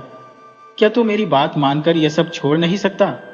चोर ने जवाब दिया, दादी, मैं शराब इसलिए पीता हूं ताकि हमारी गरीबी को भुला सको, जुआ खेलता हो ताकि जीवन में थोड़ा आनंद पा सको, और चोरी इसलिए करता हो ताकि हम दोनों का पेट पाल सको। दादी ने तब कहा, क्या तू इनमें से कम एक बुराई को भी त्याग नहीं सकता? यह सुनकर चोर हंसी में पड़ गया और बोला, ठीक है, मैं झूठ बोलना छोड़ दूंगा। अब दादी, अगर आप यही कह रही है तो मैं आज से सच बोलूंगा। वह चोर जिस राज्य में रहता था वहां का राजा अत्यंत समृद्ध और शक्तिशाली था, परंतु उसे संतुष्टि नहीं थी। उसे लगता था कि उसके मंत्री सच्चाई को छिपाते हैं, परंतु राजा को हर हाल में सत्य जानना था। इसलिए वह एक रात अपने वस्त्र बदलकर, बहुत पुराने कपड़े पहनकर और साधारण गांव के आदमी का वेश धारण कर राज्य की गलियों में घूमने लगा। उसी समय वह राजा उस चोर से टकरा गया। राजा ने चोर से पूछा, तुम कहां जा रहे हो? चोर ने जवाब दिया, मैं नदी की तरफ जा रहा हूं। तभी उसे अपनी दादी को दिया वचन याद आया और उसके मुंह से सच निकल गया, मैं राजा के महल की तरफ जा रहा हूं ताकि चोरी कर सकूं। बदले हुए राजा ने कहा, अच्छा तो चलो मेरे साथ, मैं भी एक चोर हूं। दोनों महल की ओर चल पड़े। कुछ ही देर में वे राजा के विशाल महल के बाहर खड़े थे। तब राजा ने कहा, महल के पहरेदार अभी कुछ देर में अपनी जगह बदलेंगे, तब तुम मौके का फायदा उठाकर महल के अंदर जाना। सामने एक चमकता हुआ कमरा होगा, उसमें पलंग के नीचे एक पेटी रखी होगी, उस पेटी के अंदर हीरे होंगे। चोर ने सारी बातें समझ ली। वह अपने काम में माहिर था। जैसे ही पहरेदार अपनी जगह बदलने गए, चोर महल में दाखिल हो गया और सीधे उस कमरे में पहुंचा जहां हीरे रखे थे। उसे वह हीरे वाली पेटी मिल गई। पेटी को खोलते ही उसने देखा कि उसमें 3 बड़े बड़े हीरे रखे हुए हैं। हीरे देखकर उसकी आंखें चौड़ी हो गईं। उसने तीनों हीरे उठा लिए, परंतु तभी उसे महसूस हुआ कि वह गलत कर रहा है। उसने खुद से पूछा, क्या मुझे इन तीनों हीरों की आवश्यकता है? जवाब मिला, नहीं, मेरे लिए तो 2 ही हीरे काफी है। चोर ने केवल 2 हीरे उठाए और एक हीरा पेटी में छोड़ दिया। छिपता छिपाता वह महल से बाहर निकल गया। तभी उसने देखा कि अंधेरे में कोई उसका इंतजार कर रहा था। वह बदले हुए राजा ही थे। राजा ने उससे पूछा, क्या तुमने वह कर दिखाया जो तुमने कहा था? तब चोर ने कहा, वहां मैंने सिर्फ एक हीरा छोड़ दिया। तभी उसे अपनी दादी की बात याद आई और उसके मुंह से सच निकला कि तुमने मेरी सहायता की है, तो यह हीरा तुम्हारा। चोर ने एक हीरा राजा को दे दिया और अपने रास्ते चला गया। राजा चोर को देखता रहा और उसका पीछा करने लगा। पीछा करते करते राजा ने देखा कि वह चोर एक झोपड़ी में अपनी बूढ़ी दादी के साथ रहता है। अब राजा महल में वापस आ गया। उसने अपने पुराने कपड़े उतार दिए। अगली सुबह ही राजा ने अपने मंत्री को बुलाया और कहा, कल रात को महल में चोरी हुई, जाओ देखो कि क्या चोरी हुआ है। मंत्री तुरंत उस कमरे में गया जहां हीरे रखे थे। उसने पेटी खोलकर देखा तो उसमें एक हीरा रखा था। मंत्री ने सोचा, बड़ी हैरानी की बात है, चोरी तो हुई पर एक हीरा अभी भी इस पेटी में है। उसने अपने आसपास नजर दौड़ाई और सोचा, किसी को क्या पता कि इसमें अभी भी एक हीरा बाकी है। इसे चुपचाप रख लेता हूं। और मंत्री ने वह हीरा अपने पास छुपा लिया। मंत्री राजा के पास गया और बोला, महाराज, पेटी तो पूरी खाली है। मंत्री की बात सुनकर राजा हैरान हुआ, क्योंकि पेटी में तो एक हीरा बाकी था। परंतु राजा कुछ नहीं बोला। उसने अपने सैनिकों को चोर के रहने की जगह बताई और आदेश दिया कि उसे पकड़कर मेरे सामने हाजिर किया जाए। सैनिक चोर को पकड़कर राजा के सामने पेश कर देते हैं। राजा ने चोर से पूछा, क्या तुमने महल में चोरी की है? तो बताओ, वह तीनों हीरे कहाँ हैं? चोर ने सच बोलने का वचन दिया था, तो उसने सच ही बोला, मैंने महल में चोरी की, परंतु मैंने सिर्फ 2 हीरे चुराए और एक हीरा उसी पेटी में छोड़ दिया था। मंत्री ने गुस्से में कहा, तुम झूठ बोल रहे हो? चोर बोला, नहीं, यह सच है। मंत्री ने गरज कर कहा, तो फिर वह हीरे कहाँ हैं जो तुमने चुराए? चोर ने अपने पास रखा एक हीरा सामने रख दिया और कहा, दूसरा हीरा मैंने उस आदमी को दे दिया जिसने मेरी सहायता की थी। मंत्री एक बार फिर चिल्लाकर बोला, ऐसा कोई चोर नहीं होता जो अपना चुराया हुआ माल किसी और के साथ बांट ले। तभी राजा ने कहा, नहीं, यह चोर बिल्कुल सच बोल रहा है। जिस दूसरे आदमी ने इसकी सहायता की थी वह मैं ही था।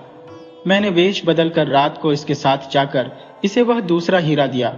फिर राजा ने कहा, वह तीसरा हीरा कहाँ है? मैं बताता हूं, सैनिकों की तलाशी लो। सैनिकों ने मंत्री की तलाशी ली। हालांकि मंत्री ने इसका विरोध किया। मंत्री के पास से ही तीसरा हीरा मिल गया। तब राजा ने अपने सभी दरबारियों से पूछा, जिस आदमी ने मेरे साथ विश्वासघात किया है उसको क्या सजा देनी चाहिए? सभी ने कहा, मंत्री को सजा मिलनी चाहिए, परंतु चोर को नहीं। राजा ने कहा, मंत्री को कैद कर लो। फिर राजा ने कहा, यह चोर जिसने हमेशा सच बोला, इसके साथ क्या किया जाए? दरबारियों ने कहा, महाराज, आप इसे राज्य का मंत्री बना दें। राजा को यह विचार बहुत पसंद आया और उसने कहा, ठीक है, यही किया जाएगा। चोर को राज्य का मंत्री बना दिया गया और पुराने मंत्री को फांसी की सजा दी जाने लगी। अगले दिन मंत्री राजा से मिला और उसने कहा, महाराज, आपके पुराने मंत्री ने अपराध किया, परंतु आज से पहले मैंने भी कई गलत काम किए हैं। फिर भी आज मैं आपको बताना चाहता हूं कि मेरा पूरा जीवन बदल गया है। अब मैं न शराब पीता हूं, न चोरी करता हूं, न जुआ खेलता हूं। यह सब इसलिए संभव हुआ क्योंकि मैंने सिर्फ सच बोलने का निर्णय लिया। इसी तरह एक सच यह भी है कि आपके पुराने मंत्री को भी दूसरा मौका मिलना चाहिए, जैसे मुझे मिला। आप उसकी सारी संपत्ति ले लो और उसे एक गरीब इंसान की तरह जीने दो। उसकी मौत की सजा माफ कर दो। राजा ने अपने मंत्री की सलाह मान ली। अब राजा खुश था कि उसे एक ऐसा मंत्री मिला जो सच्चा और ईमानदार है। चोर अपनी दादी के साथ महलनुमा घर में रहने लगा और उसकी दादी भी खुश थी कि उसका पोता सही रास्ते पर चल पड़ा। धन्यवाद।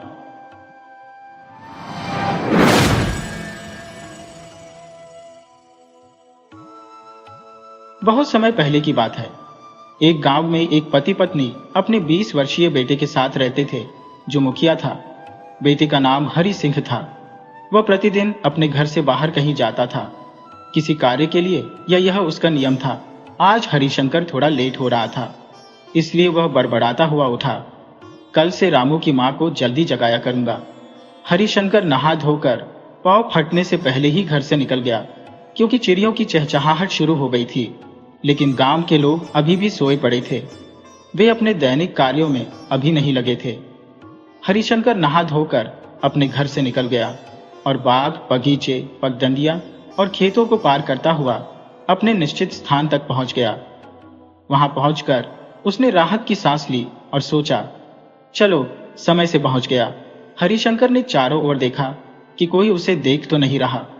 हालांकि अंधेरे में कुछ स्पष्ट नहीं दिख रहा था, फिर भी उसने सोचा कि उसे कोई नहीं देख रहा है। उसके हाथ में एक मिट्टी की हांडी थी जो उसने साथ लाई थी। उसने उसे अपने सामने खड़े एक विशाल बरगद के पेड़ के पास रख दिया और अपने दोनों हाथ जोड़कर बहुत विनम्रता से खड़े होकर अपनी आंखें बंद कर ली। आज भी मैं समय पर आ गया हूं, हरिशंकर बुदबुदाया। आपकी रात कैसी थी? सब ठीक था। हरिशंकर ऐसा बोल रहा था जैसे वह किसी से बातें कर रहा हो, लेकिन वहां उसके अलावा कोई और नहीं था। तो हरिशंकर किससे बातें कर रहा था? क्या वृक्ष से बातें कर रहे थे? क्या वृक्ष बातें सुनते हैं? हरिशंकर ने भले ही चारों ओर दृष्टि डालकर तसल्ली कर ली थी कि उसे कोई नहीं देख रहा, पर वहां हरिशंकर के अलावा भी एक व्यक्ति था, जो रामू था। हरिशंकर का 20 वर्षीय बेटा, जो उसे एक पेड़ के पीछे छुपकर देख रहा था। हरिशंकर को वृक्ष से बातें करते हुए देखकर रामू की आश्चर्य का ठिकाना नहीं रहा। उसने मन में सोचा, क्या पिताजी पागल हो गए हैं? वृक्ष कौन बात करता है भला? यही तो वह रहस्य था जिसे मुझसे इतने सालों से छिपाकर रखा गया है। बस इतनी सी बात के लिए पिताजी और मां ने मुझे आज तक खेतों तक नहीं आने दिया। रामू के हृदय में अपने पिता के प्रति गुस्सा पनपने लगा। यह भी कोई बात है जो मुझे आज तक खेतों की तरफ नहीं आने देते? क्या पिताजी का दिमाग चल गया है? रामू अपने मन में इन विचारों का मंथन कर रहा था कि अचानक से बहुत तेज गति से हवा चलने लगी। सारा वातावरण एक अजीब से रहस्य से भर गया। यह हवा का उमड़ना और पत्तियों का सरसराना सब कुछ सामान्य नहीं था। यह हवा मन में खुशी नहीं बल्कि डर का संचार कर रही थी। वायु चलने के बाद भी रामू को घुटन सी महसूस हो रही थी। उसे अपने मन में डर का अनुभव हुआ। उसने जो आगे देखा, उसकी आंखें फटी की फटी रह गईं। अगर उसकी जगह कोई और होता तो शायद बेहोश होकर गिर पड़ता, पर रामू ने अपने कौतूहल को एक विराम दिया और वहीं डटा रहा। उसने देखा कि हवा बहुत तेज चल रही थी और पूरा वृक्ष हिलने लगा था। वृक्ष की शाखाएं, पत्तियां और डालियां सब हिल रही थी, जबकि आसपास के सभी वृक्ष शांत थे। उनमें केवल हल्की हवा चल रही थी जो सामान्य थी, लेकिन बरगद के वृक्ष पर हलचल सी उमड़ रही थी। तब एक भारी रहस्यमय आवाज सुनाई दी जो हरिशंकर के प्रश्नों का उत्तर दे रही थी। सांप ने कहा, हरिशंकर, मैं ठीक हूं, बिल्कुल वैसे ही जैसा तुमने कल मुझे छोड़ा था। मुझे बहुत भूख लग रही है, कुछ खाने को दो। रामू को यह सोचने का अवसर तक नहीं मिला कि यह आवाज किधर से आ रही है। यह अदृश्य व्यक्ति कहां से बोल रहा है? यह किसका स्वर है? क्या यह कोई प्रेरित है? तभी उसने देखा कि बरगद का जो वृक्ष था वह एक विशाल दैत्य की तरह अपनी शाखाओं को पूजाओं की तरह सामने लाकर एक याचक की तरह उनमें आपस में जोड़ लिया। हल्का हल्का उजाला उभरने लगा था, परंतु अंधकार अभी भी बाकी था। सूरज देवता अभी प्रकट नहीं हुए थे। रामू की आंखें आश्चर्य से फटी की फटी रह गईं। उसकी सांसें मानो अटक कर ही रह गईं। जो कुछ भी उसकी आंखों के सामने घट रहा था, उसकी तो उसने कल्पना भी नहीं की थी। रामू की सोचने समझने की शक्ति अब जवाब दे चुकी थी। वह बस चुपचाप वहां खड़ा होकर आगे की घटना को देखता रहा।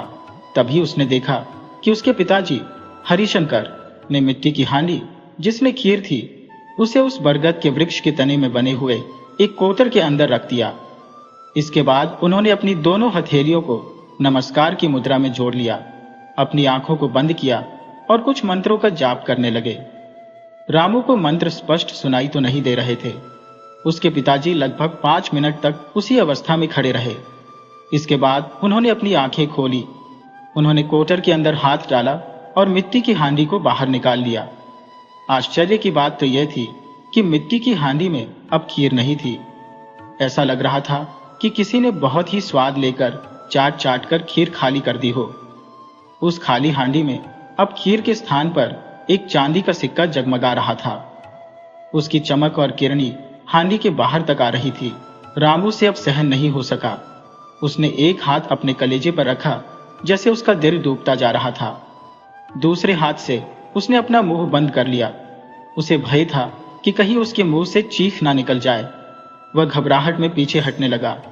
वह तेजी से पीछे हटते हुए जा रहा था कि उसके पैर में किसी पत्थर के टकराने से वह गिर पड़ा और उसके गिरते ही उसके मुंह से आवाज निकल गई। तभी हरिशंकर की चेतना भंग हो गई। उन्होंने पीछे मुड़कर देखा तो देखा कि उनका पुत्र मिट्टी में गिरा पड़ा हुआ उनकी तरफ देख रहा है।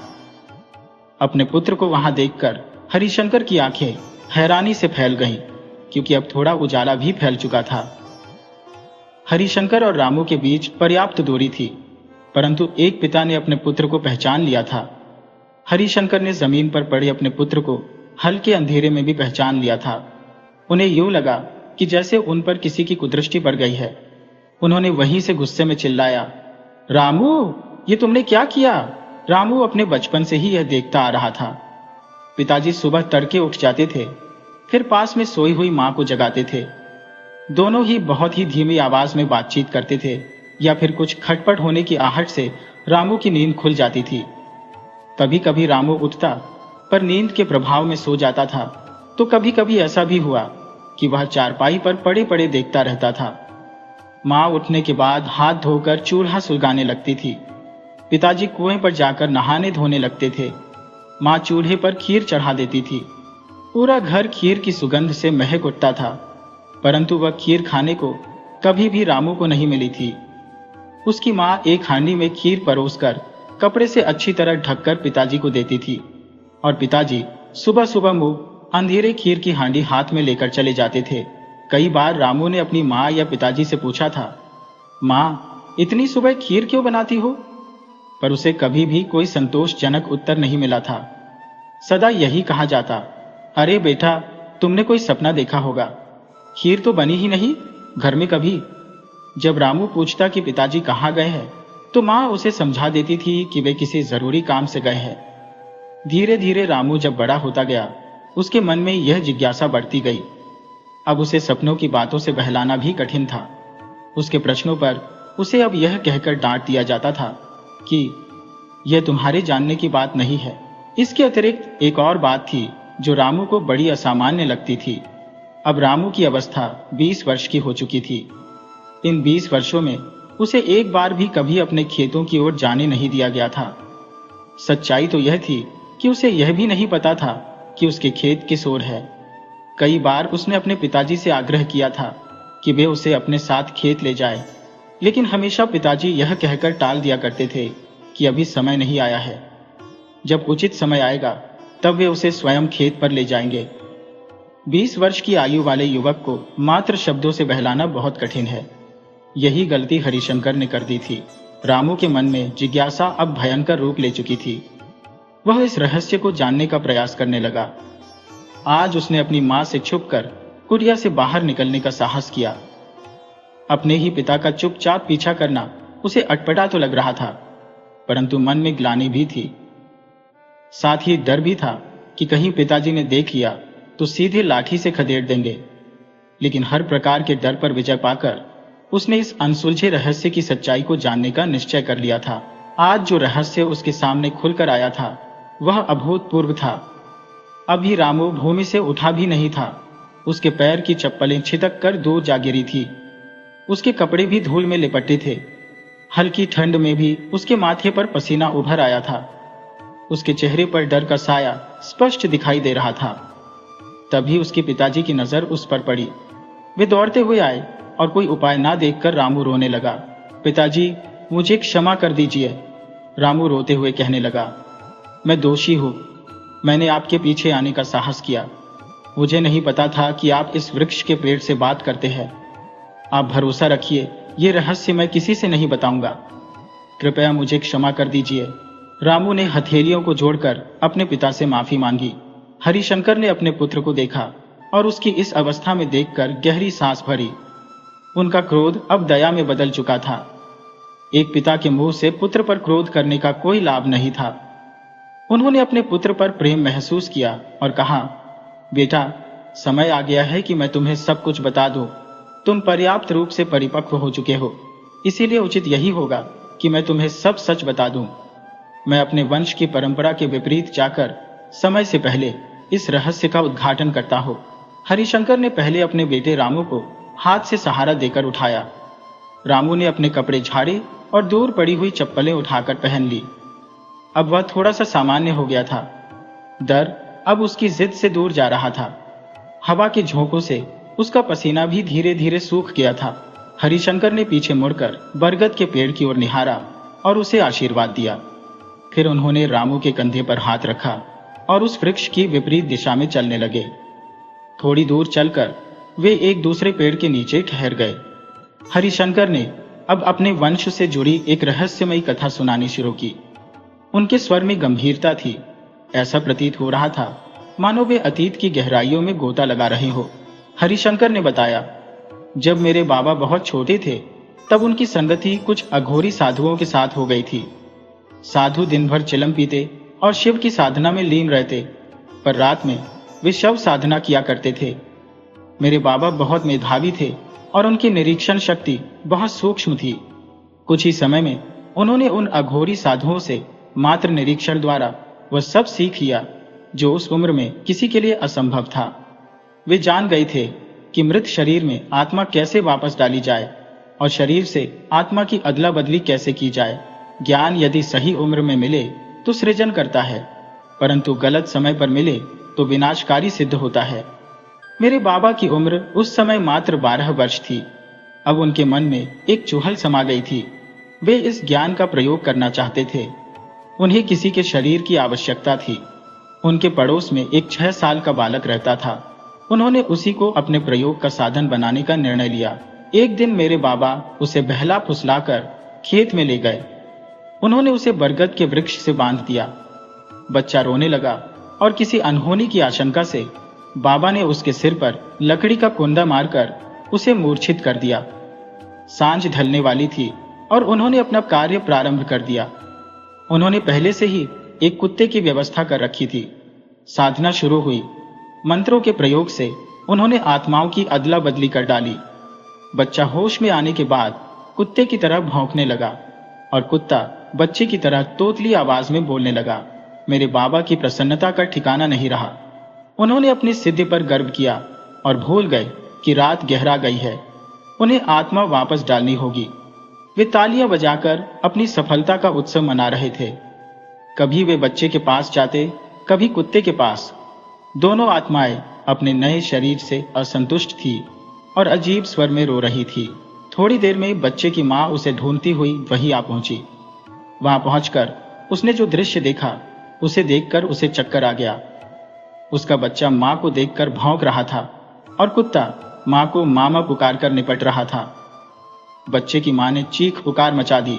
मेरे बाबा ने देखा कि मामला हाथ से बाहर जा रहा है। वे भागने लगे, पर बच्चे की मां ने उन्हें पकड़ लिया और उनकी खूब पिटाई की। बाबा ने हाथ जोड़कर क्षमा मांगी और समझाया कि वे आत्माओं की अदला बदली वापस कर देंगे। जो बच्चे की मां थी उसने अपने आंसू पोंछ लिए। उसने मेरे बाबा की बात पर विश्वास कर लिया और वे एक किनारे बैठकर इंतजार करने लगी। पर जब मेरे बाबा आत्मा को वापस डालने को हुए तो हड़बड़ी में कुछ मंत्र गलत पड़ गए। अब दोनों शरीर से आत्मा तो निकल गई, परंतु वापस अपने अपने शरीर में नहीं पहुंच सकी। हड़बड़ाकर बाबा ने फिर दूसरे मंत्र पढ़े, पर कुछ भी असर नहीं हुआ। फिर उन्होंने मंत्रों को सीधा उल्टा सब प्रकार पढ़ डाला, परंतु जिस प्रकार एक डॉक्टर शल्य चिकित्सा करता है और उस पर कमी आ जाती है तो मामला हाथ से फिसल जाता है, उसी प्रकार मेरे बाबा के हाथ से दोनों निर्जीव शरीर एक मृत शरीर में बदल चुके थे। अब उस बच्चे की मां का धैर्य जवाब दे चुका था। बच्चे की मां ने बेटे के निर्जीव और आत्मा विहीन शरीर को गोद में उठाकर रोते चिल्लाते हुए अघोरी साधुओं की तरफ दौड़ी। वहां पहुंचने में उन्हें आधा घंटे का समय लगा। वहां पहुंचकर उस मां ने रोते रोते पूरी कहानी सुनाई। अघोरी साधुओं के गुरु बाबा ने जैसे यह सुना कि उनकी सिद्धि को किसी ने चोरी से सीख लिया है और उसका दुरुपयोग किया है, वे आपे से बाहर हो गए। उन्होंने तुरंत मेरे बाबा को बुलाया। गुरु बाबा स्वयं सभी के साथ लेकर उसी बरगद के वृक्ष के नीचे पहुंचे जहां आग अभी भी जल रही थी और एक कुत्ते का शव पड़ा हुआ था। पूरे वातावरण में मुर्दानगी का बसेरा था। अघोरी गुरु बाबा ने फिर से अग्नि को जागृत किया और मंत्रोच्चार प्रारंभ किया। एक ओर बालक का शव था तो दूसरी ओर कुत्ते का शव। परंतु यह दुर्भाग्य था। अधिक समय बीत जाने के कारण शरीर का क्षय होना आरंभ हो चुका था। कुत्ते के शरीर को तो गिद्ध थोड़ी बहुत नोच भी चुके थे। बहुत प्रयास करने के बाद भी आत्मा अपने शरीर में वापस नहीं आई थी। बच्चे की मां बहुत ही दया दृष्टि से अघोरी बाबा की ओर टकटकी लगाई देख रही थी। उसे पूरी आशा थी कि गुरु बाबा उसके बेटे को वापस जिंदा कर देंगे। अघोरी गुरु बाबा ने हाथ जोड़ते हुए उस महिला की ओर हारी हुई दृष्टि से देखा। उन्होंने बहुत ही कष्ट के साथ कहा, माता, मुझे क्षमा कर देना। मैंने बहुत कोशिश की, परंतु मैं तुम्हारे बेटे को वापस नहीं ला सका। चलो, अपने बेटे के अंतिम संस्कार की तैयारी करो। गुरु बाबा के ये डूबे हुए शब्द सुनकर वह माता हताश होकर रो पड़ी। वे गुरु बाबा के चरणों में गिर पड़ी और रो रो कर कहने लगी, कुछ भी करिए बाबा, मेरा बेटा वापस ला दीजिए। मैंने बड़े जतन से और बहुत उपवास रखकर यह बेटा पाया था। मेरा इकलौता बच्चा था। मेरे तो पति भी भगवान को प्यारे हो चुके हैं। मेरी जिंदगी का यही बेटा एकमात्र सहारा था। गुरु बाबा ने उसे सांत्वना दी और दुखी मन से आगे बढ़े। 4 कदम की दूरी पर सभी लोग मेरे बाबा को पकड़े हुए बैठे थे। मेरे बाबा का हृदय उस मार्मिक दृश्य को देखकर पश्चाताप की अग्नि में जल रहा था। उन्हें इस बात का बहुत धक्का लगा था कि उन्होंने खेल खेल में एक बच्चे की जान ले ली। अघोरी बाबा की दृष्टि जैसे ही मेरे बाबा पर पड़ी, उनकी आंखों में क्रोध की ज्वाला धधक उठी। उन्होंने अपना कमंडल उठा लिया और कमंडल से कुछ जल अपनी अंजुली में लेकर मेरे बाबा को श्राप दिया, यह दुष्ट बालक, तूने हमारे साथ रहकर विश्वासघात किया है। तूने विद्या चोरी से पाई है और उसका दुरुपयोग भी किया है। जा, तू शीघ्र ही अल्प मृत्यु को प्राप्त होगा और मरने के बाद तेरी आत्मा को कभी भी मुक्ति नहीं मिलेगी। जब तक यह सृष्टि है, तू इसी बरगद के वृक्ष पर प्रेत बनकर निवास करेगा। जल के छींटे मेरे बाबा के शरीर पर जहां जहां गिरे, वहां वहां उनकी त्वचा जल उठी। उन पर फफोले उभर आए। बाबा के शरीर में अत्यधिक जलन होने लगी। घबराकर मेरे बाबा रोने लगे। वे अघोरी बाबा के चरणों में गिरकर क्षमा मांगने लगे। मेरे बाबा के पिताजी भी अब वहां पहुंचे थे। उन्हें पूरे मामले की जानकारी पहले से ही मिल चुकी थी। जब उन्होंने देखा कि उनके बेटे यानी मेरे दादाजी को श्राप दिया गया है, तो वे अपने आप पर नियंत्रण नहीं रख सके और अघोरी बाबा के चरणों में अपना सिर रख दिया। जो मेरे दादाजी के पिताजी थे, वे एक सम्मानित व्यक्ति थे। पूरे गांव में उन्हें विशेष सम्मान प्राप्त था। परिवार की कई पीढ़ियों से गांव में उनकी प्रतिष्ठा थी। मेरे दादाजी के पिताजी बोले, गुरु बाबा, यदि मुझे एक बार भी पता चल जाता कि मेरा बेटा आप लोगों की संगति में जा रहा है, तो मैं उसे उसी समय रोक लेता। आपने उसे क्यों अपने साथ उठने बैठने दिया? अकेले उसी की भूल नहीं है। अब आप उसे क्षमा कर दीजिए और अपना श्राप वापस ले लीजिए। अघोरी गुरु बाबा ने उनके शब्द सुने और बोले, राम रतन, यदि मुझे पता होता कि यह तुम्हारा पुत्र है, तो मैं कभी भी इतना कठोर नहीं होता। परंतु अब तो शब्दबान की तरह निकल चुके हैं, वे लौट नहीं सकते। उसे विद्या के साथ खिलवाड़ करने का दंड तो भुगतना ही होगा। मेरे दादाजी के पिताजी अघोरी गुरु बाबा के चरणों में गिर पड़े और बोले, प्रभु, यह मेरा इकलौता पुत्र है। अगर यह चला गया तो मैं क्या करूंगा? अघोरी बाबा को उनके ऊपर दया आ गई। कुछ देर तक वे आंखें बंद किए विचार करते रहे। उसके बाद उन्होंने कहा, जा, तेरे पुत्र की मुक्ति तेरे पुत्र का पुत्र ही कराएगा। बाबा के पिताजी ने पूछा, बाबा, मैं समझा नहीं। गुरु बाबा बोले, तेरे पुत्र की आत्मा को मुक्ति में दे रहा हूं, परंतु मेरा श्राप टल नहीं सकता। जब तक तेरे पुत्र का पुत्र जीवित है, तेरे पुत्र को इस बरगद के वृक्ष पर प्रेत बनकर निवास करना होगा। तेरे पुत्र की मृत्यु के पश्चात उसका पुत्र प्रेत बनकर इस वृक्ष पर रहेगा और तेरे पुत्र की आत्मा को प्रेत योनि से मुक्ति मिल जाएगी। मेरे बाबा के पिताजी ने समझ गया कि श्राप का असर आने वाली पीढ़ियों पर पड़ेगा, जिससे कोई भी मुक्त नहीं हो सकेगा। अघोरी बाबा बोले, तुमने सही समझा, इसका दूसरा कोई उपाय नहीं है। मेरे दादाजी के पिताजी ने कहा, गुरु बाबा, इस अपराध के बाद गांव में हमारी प्रतिष्ठा समाप्त हो जाएगी। हर पीढ़ी के बालक समय से पूर्व मृत्यु और मृत्यु के बाद प्रेत बनने के लिए मजबूर होंगे। ये वृक्ष हमारे खेतों को बंजर बना देगा। मेरे दादाजी के पिताजी फूट फूट कर रोने लगे। गुरु बाबा बोले, शांत रहो राम रतन, इस बरगद के वृक्ष की जड़ों के नीचे एक चांदी के सिक्कों का खजाना है। प्रेत को मुक्ति तक जीवित रखने के लिए प्रतिदिन खीर की भेंट देनी होगी। बदले में प्रेत तुम्हें प्रतिदिन एक चांदी का सिक्का देगा, परंतु इस चांदी के सिक्के की कमाई का 3/4 हिस्सा निर्धनों में बांटकर उसका उपयोग किया जा सकेगा। वहां 10 से 12 लोग उपस्थित थे, जिनमें अधिकतर अघोरी गुरु महाराज के अनुयायी थे। बच्चे की मां के अलावा 2-3 लोग ही इस रहस्य के साक्षी बने, जिन्हें अघोरी गुरु बाबा ने प्रतिज्ञा दिलवाकर इस रहस्य को वहीं सीमित कर दिया। गांव में पीढ़ी दर पीढ़ी यह रहस्य बना रहा और कभी बाहर नहीं आया। बस समय आने पर परिवार के पिताओं ने अपने पुत्रों को इस रहस्य का उद्घाटन किया। हरिशंकर ने इस रहस्य की परतें खोल दी थी। सूरज अपने शिखर पर था। चिड़ियों की चहचहाहट पूरे वातावरण में गूंज रही थी।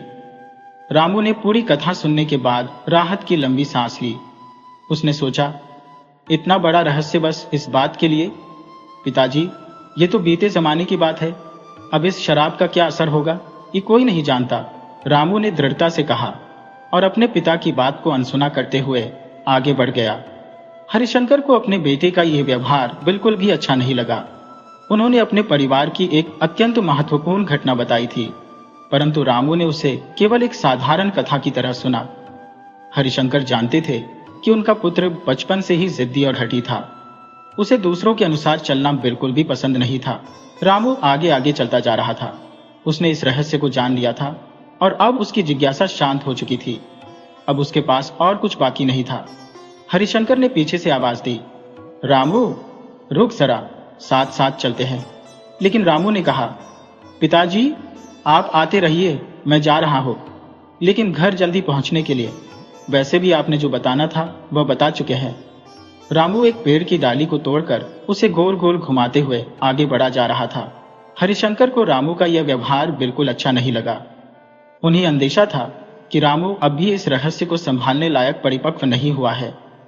उन्हें चिंता थी कि कहीं रामू यह रहस्य अपने किसी मित्र को न बता दे। हरिशंकर ने फिर से पुकारा, रामू मैं कहता हूं, रुको और मुझे तुमसे कुछ कहना है। रामू के कदम इस बार रुक गए। उसने मुड़कर अपने पिताजी के पास आने का इंतजार किया।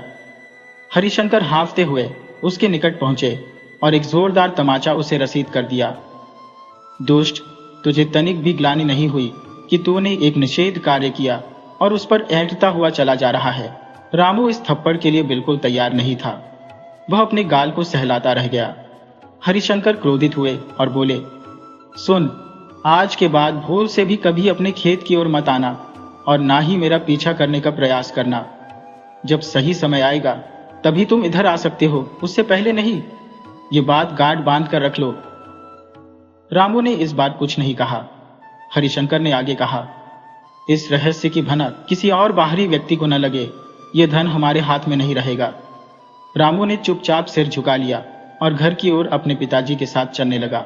इस दिन के बाद रामू के दिमाग में इस घटना को लेकर कई विचार उमड़ते रहते थे। उसके मन में बार बार अपने खेतों की ओर, उसी बरगद के वृक्ष के नीचे जाने की इच्छा होती थी। उसके पैर कई बार उसी दिशा में बढ़ते थे, लेकिन पिताजी के थप्पड़ की याद उसे वहीं रोक देती थी। बचपन में रामू ने गरीबी में जीवन व्यतीत किया था। बहुत वर्षों पूर्व की बात है। उसे स्मरण था कि जब उसका कुर्ता पूरी तरह फट गया था, तब मां ने बड़े संकोच से उसके पिता को टोका था, अजीज सुनो, अपने लिए तो हम किसी भी कपड़ों से काम चला लेते हैं, पर रामू के लिए 1-2 अच्छे वस्त्रों की जोड़ी ला दो। मुझे याद है उस समय पिताजी के हाथ में एक चमचमाता चांदी का सिक्का था। फिर भी उन्होंने कहा था, उसे आदत डालने दो, अभी हमारे पास पर्याप्त धन नहीं है। इसके बाद पिताजी चले गए और सिक्के के बदले कुछ रुपए लेकर आए थे। उन रुपयों से अधिकांश धन उन्होंने निर्धनों में बांट दिया था और शेष राशि से थोड़ा राशन लेकर आए थे। बालक रामू को यह बात समझ नहीं आई कि धन होते हुए भी पिताजी इतना झूठ क्यों बोल रहे हैं। कितनी बार ऐसा हुआ था कि किसी भी वस्तु की मांग करने पर पिताजी यही कहते थे कि धन का अभाव है और सारा टाल देते थे। कभी भी उन्होंने यह नहीं कहा कि मैं अपने बेटे की इच्छा पूरी करूं। हमेशा धन की कमी का बहाना बनाकर बात को टाल देते थे। रामू सोचने लगा कि बरगद के वृक्ष पर बैठे प्रेत बाबा हमें 1 से अधिक सिक्के क्यों नहीं देते। क्योंकि हम इतनी निर्धनता में जीवन व्यतीत कर रहे हैं। एक दिन साहस बटोर कर रामू ने यह प्रश्न अपने पिताजी से पूछ लिया, बरगद के वृक्ष की जड़ों में कभी भी खत्म न होने वाला धन छिपा है, तो प्रेत बाबा हमें प्रतिदिन एक सिक्का ही क्यों देते हैं? यदि हम उनसे और सिक्के मांगे तो क्या वे हमें और नहीं देंगे? क्या उन्हें अच्छा लगता है कि उनके परिवार वाले इतनी गरीबी में रहें? वे हमें अधिक सिक्के क्यों नहीं देते? हम पूरे गांव में धनवान बन सकते हैं। हरिशंकर ने रामू की ओर देखा और उसका लालच स्पष्ट दिखाई दे रहा था। फिर हरिशंकर ने सोचा कि अभी रामू को इतनी समझ नहीं है, इसलिए उसकी बचकानी बात समझकर उसे माफ कर दिया और उस बात को जाने दिया। उन्होंने समझाने का प्रयास किया, देखो रामू, यही हमारी वंश परंपरा है। परिवार का मुख्य पुरुष अपने निर्धारित आयु सीमा से पहले ही मृत्यु को प्राप्त हो जाता है। उसके बाद वह वृक्ष पर प्रेत रूप में बैठकर जो भी हमें भरण पोषण के लिए सिक्का देता है, उसे हम स्वीकार कर लेते हैं।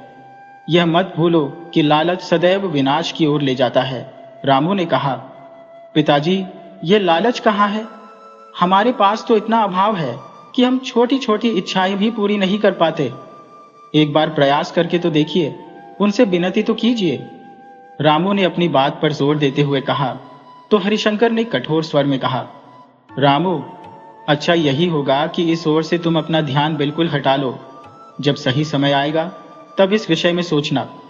अभी इस विषय में कोई बात नहीं होगी और कोई बातचीत भी नहीं। रामू ने पूछा, पिताजी, सही समय कब आएगा? हरिशंकर ने उसकी इस बात का कोई जवाब नहीं दिया और लाठी उठाकर घर से बाहर निकल गए। समय अपनी गति से धीरे धीरे सरकता रहा। 3-4 साल गुजर गए। रामू एक सुंदर सुडौल शरीर वाला नवयुवक बन चुका था। उसके जीवन में प्रकृति ने नए रंग भरने शुरू कर दिए थे। नगर के गांव से एक लड़की रामू के घर के निकट एक परिवार में रहने के लिए आई थी। लड़की बहुत ही सुंदर थी। जो भी उसे देखता उसका सलौना मुख उसके दिमाग में बस जाता था। एक दिन लड़की एक बकरी के बच्चे के पीछे दौड़ती हुई रामू की कुटिया तक आ पहुंची। रामू कुएं से पानी निकाल रहा था और तेजी से आती हुई लड़की फिसल कर गिर पड़ी। रामू ने जब कुएं की मुंडेर से मुड़कर देखा तो देखता ही रह गया। उस कन्या के मुख का जो आकर्षण था उसने रामू को सम्मोहित कर दिया। लड़की अपने आप को संभालते हुए उठी और गांव की ओर देखते हुए बड़बड़ाई, बड़े ही अजीब लोग हैं, अपना हाथ तक नहीं बढ़ाया मुझे उठाने के लिए। न जाने कैसे लोग हैं इस गांव के। इतना कहकर वह लड़की वहां से चली गई। रामू की चेतना उसके जाने के बाद ही वापस आई। जब उसे हालात समझ में आए तो उसने खुद पर ग्लानि की। वह लड़की के पीछे पीछे दौड़ा और पुकारा, सुनिए, मुझे क्षमा कर दीजिए। वो कुछ और कहने ही वाला था कि लड़की ने मुड़कर उसे गुस्से से देखा। तभी अंदर से किसी ने पुकारा, चंचल, चंचल, कहाँ हो तुम? तो लड़की ने जवाब दिया, कहीं नहीं मौसी, यही हो। बकरी का बच्चा भाग गया था, बस उसे पकड़ने गई थी। वह लड़की चंचल नाम से पुकारे जाने पर अंदर चली गई। रामू ने मन ही मन सोचा, चंचल, कितना सुंदर नाम है, और दिन भर उसका मन चंचल की सोच में डूबा रहा। रामू अब सुबह से ही अपने घर के बाहर बैठा चंचल की एक झलक पाने की प्रतीक्षा करता। जैसे ही चंचल की एक झलक उसे मिल जाती, उसे मानो तृप्ति प्राप्त हो जाती। चंचल ने उसके मन को बांध लिया था। प्रारंभ में तो चंचल उसे अपरिचित दृष्टि से देखती थी, पर बाद में उसकी निगाहें रामू की ओर टिकने लगी और वह भी मंत्रमुग्ध होकर उसे देखने लगी। रामू रात को अपनी चारपाई पर पड़ा सोचता कि कल सुबह अपने दिल का हाल चंचल के सामने खोल देगा, लेकिन सुबह होते ही उसका साहस जवाब दे जाता और वह कुछ भी नहीं कह पाता। एक दिन दोपहर की बात है। रामू की पड़ोसन, जो चंचल की मौसी की लड़की थी, उसके पास एक पर्ची लेकर आई। पर्ची खोलने पर रामू ने देखा कि उसमें लिखा था, थोड़ी देर में तालाब के किनारे मिलो। यह पढ़कर रामू अचंभित भी हुआ और आनंदित भी। वह आनंदित होकर तालाब के किनारे जा पहुंचा। वहां उसने देखा कि चंचल एक सुंदर धोती पहने जल में अपनी परछाई देख रही थी। रामू धड़कते दिल से उसके पास पहुंचा। चंचल ने लंबी छोटी पर हाथ फेरते हुए पूछा, रामू, ये सुबह शाम मुझे क्यों देखा करते हो? क्या अच्छा लगता है ये सब? उसने यह पूछा ही था कि चंचल की मौसी की लड़की रानी भी वहां आ गई और कहने लगी, कितनी बार पूछो, क्यों, तुम दोनों के बीच क्या चल रहा है? रामू सकपका गया और पसीने में नहा गया। जैसे किसी ने उसकी चोरी पकड़ ली हो। चंचल हंस पड़ी और बोली, मैं तो तुम्हें बड़ा शेर समझती थी। तुम तो उसी बकरी के बच्चे की तरह मिमिया रहे हो जो उस दिन तुम्हारे घर भाग कर आया था। रामू मुस्कुरा दिया। चंचल ने उसका हाथ थाम लिया और लजाते हुए बोली, मुझे भी तुम पसंद हो। रामू की खुशी का ठिकाना नहीं रहा। जिसके विचारों ने उसे दिन रात परेशान कर रखा था, उसने भी उसके प्रेम को स्वीकार कर लिया था। रामू ने उसके माथे को चूम लिया और चंचल वहां से भाग गई। दोनों ने अपने मन की बात कह दी थी। दोनों के परिवारों की आर्थिक स्थिति में जमीन आसमान का अंतर था, फिर भी विवाह प्रस्ताव को मंजूरी मिल गई थी। चंचल के परिवार की आर्थिक स्थिति रामू के परिवार से बेहतर थी। वहां के दूसरे ही दिन चंचल ने देखा कि सुबह सुबह उसकी सास खीर बनाती है और उसके ससुर हरिशंकर मिट्टी की हांडी लेकर कहीं जाते हैं। उसने रामू से पूछा, ये पिताजी इतनी सुबह कहाँ जा रहे हैं? रामू ने गोलमोल उत्तर दिया, कहीं आवश्यक काम से जा रहे होंगे, मुझे पता नहीं है। चंचल को संतुष्टि नहीं मिली, लेकिन उसने बात को जाने दिया। किंतु चंचल की जिज्ञासा अधिक दिन तक दबाई नहीं जा सकी। उसने फिर से अपनी सास और ससुर से वही प्रश्न दोहराया, लेकिन उसे कोई संतोषजनक उत्तर नहीं मिला। अंततः कई बार पूछने पर रामू को अपने परिवार का विचित्र रहस्य चंचल को बताना पड़ा। अब वह इस घर की बहू बन चुकी थी और उससे कुछ छुपाया नहीं जा सकता था। जब चंचल को इस अद्भुत रहस्य के बारे में पता चला तो उसका विस्मय का ठिकाना नहीं रहा। वह स्वभाव से भी चंचल थी। उसने जिद पकड़ ली कि उसे भी अपने खेतों और उस अद्भुत वृक्ष को देखने जाना है। बड़ी मुश्किल से रामू ने उसे समझा बुझाकर शांत कराया। इसी बीच चंचल की मौसेरी बहन रानी का विवाह हो गया। विवाह के कुछ दिनों बाद जब रानी अपने मायके आई तो चंचल उससे मिलने गई। गहनों और महंगे वस्त्रों से लदी रानी को देखकर चंचल के मन में एक प्रकार का खालीपन छा गया। बात करते करते उसने लज्जा से अपनी धोती का आंचल कुछ यूं ओढ़ लिया जैसे अपनी निर्धनता को छुपाना चाहती हो। विवाह से पहले दोनों बहनों में कोई अंतर नहीं था, लेकिन अब उनकी आर्थिक स्थिति ने एक गहरी खाई पैदा कर दी थी। रानी अपनी नई नवेली खुशियों के बीच हंस हंस कर बातें कर रही थी, जबकि चंचल अपने आप को छोटा महसूस कर रही थी। उस दिन चंचल बहुत उदास होकर अपने घर वापस आई और दिन भर उसका मन उचकता रहा।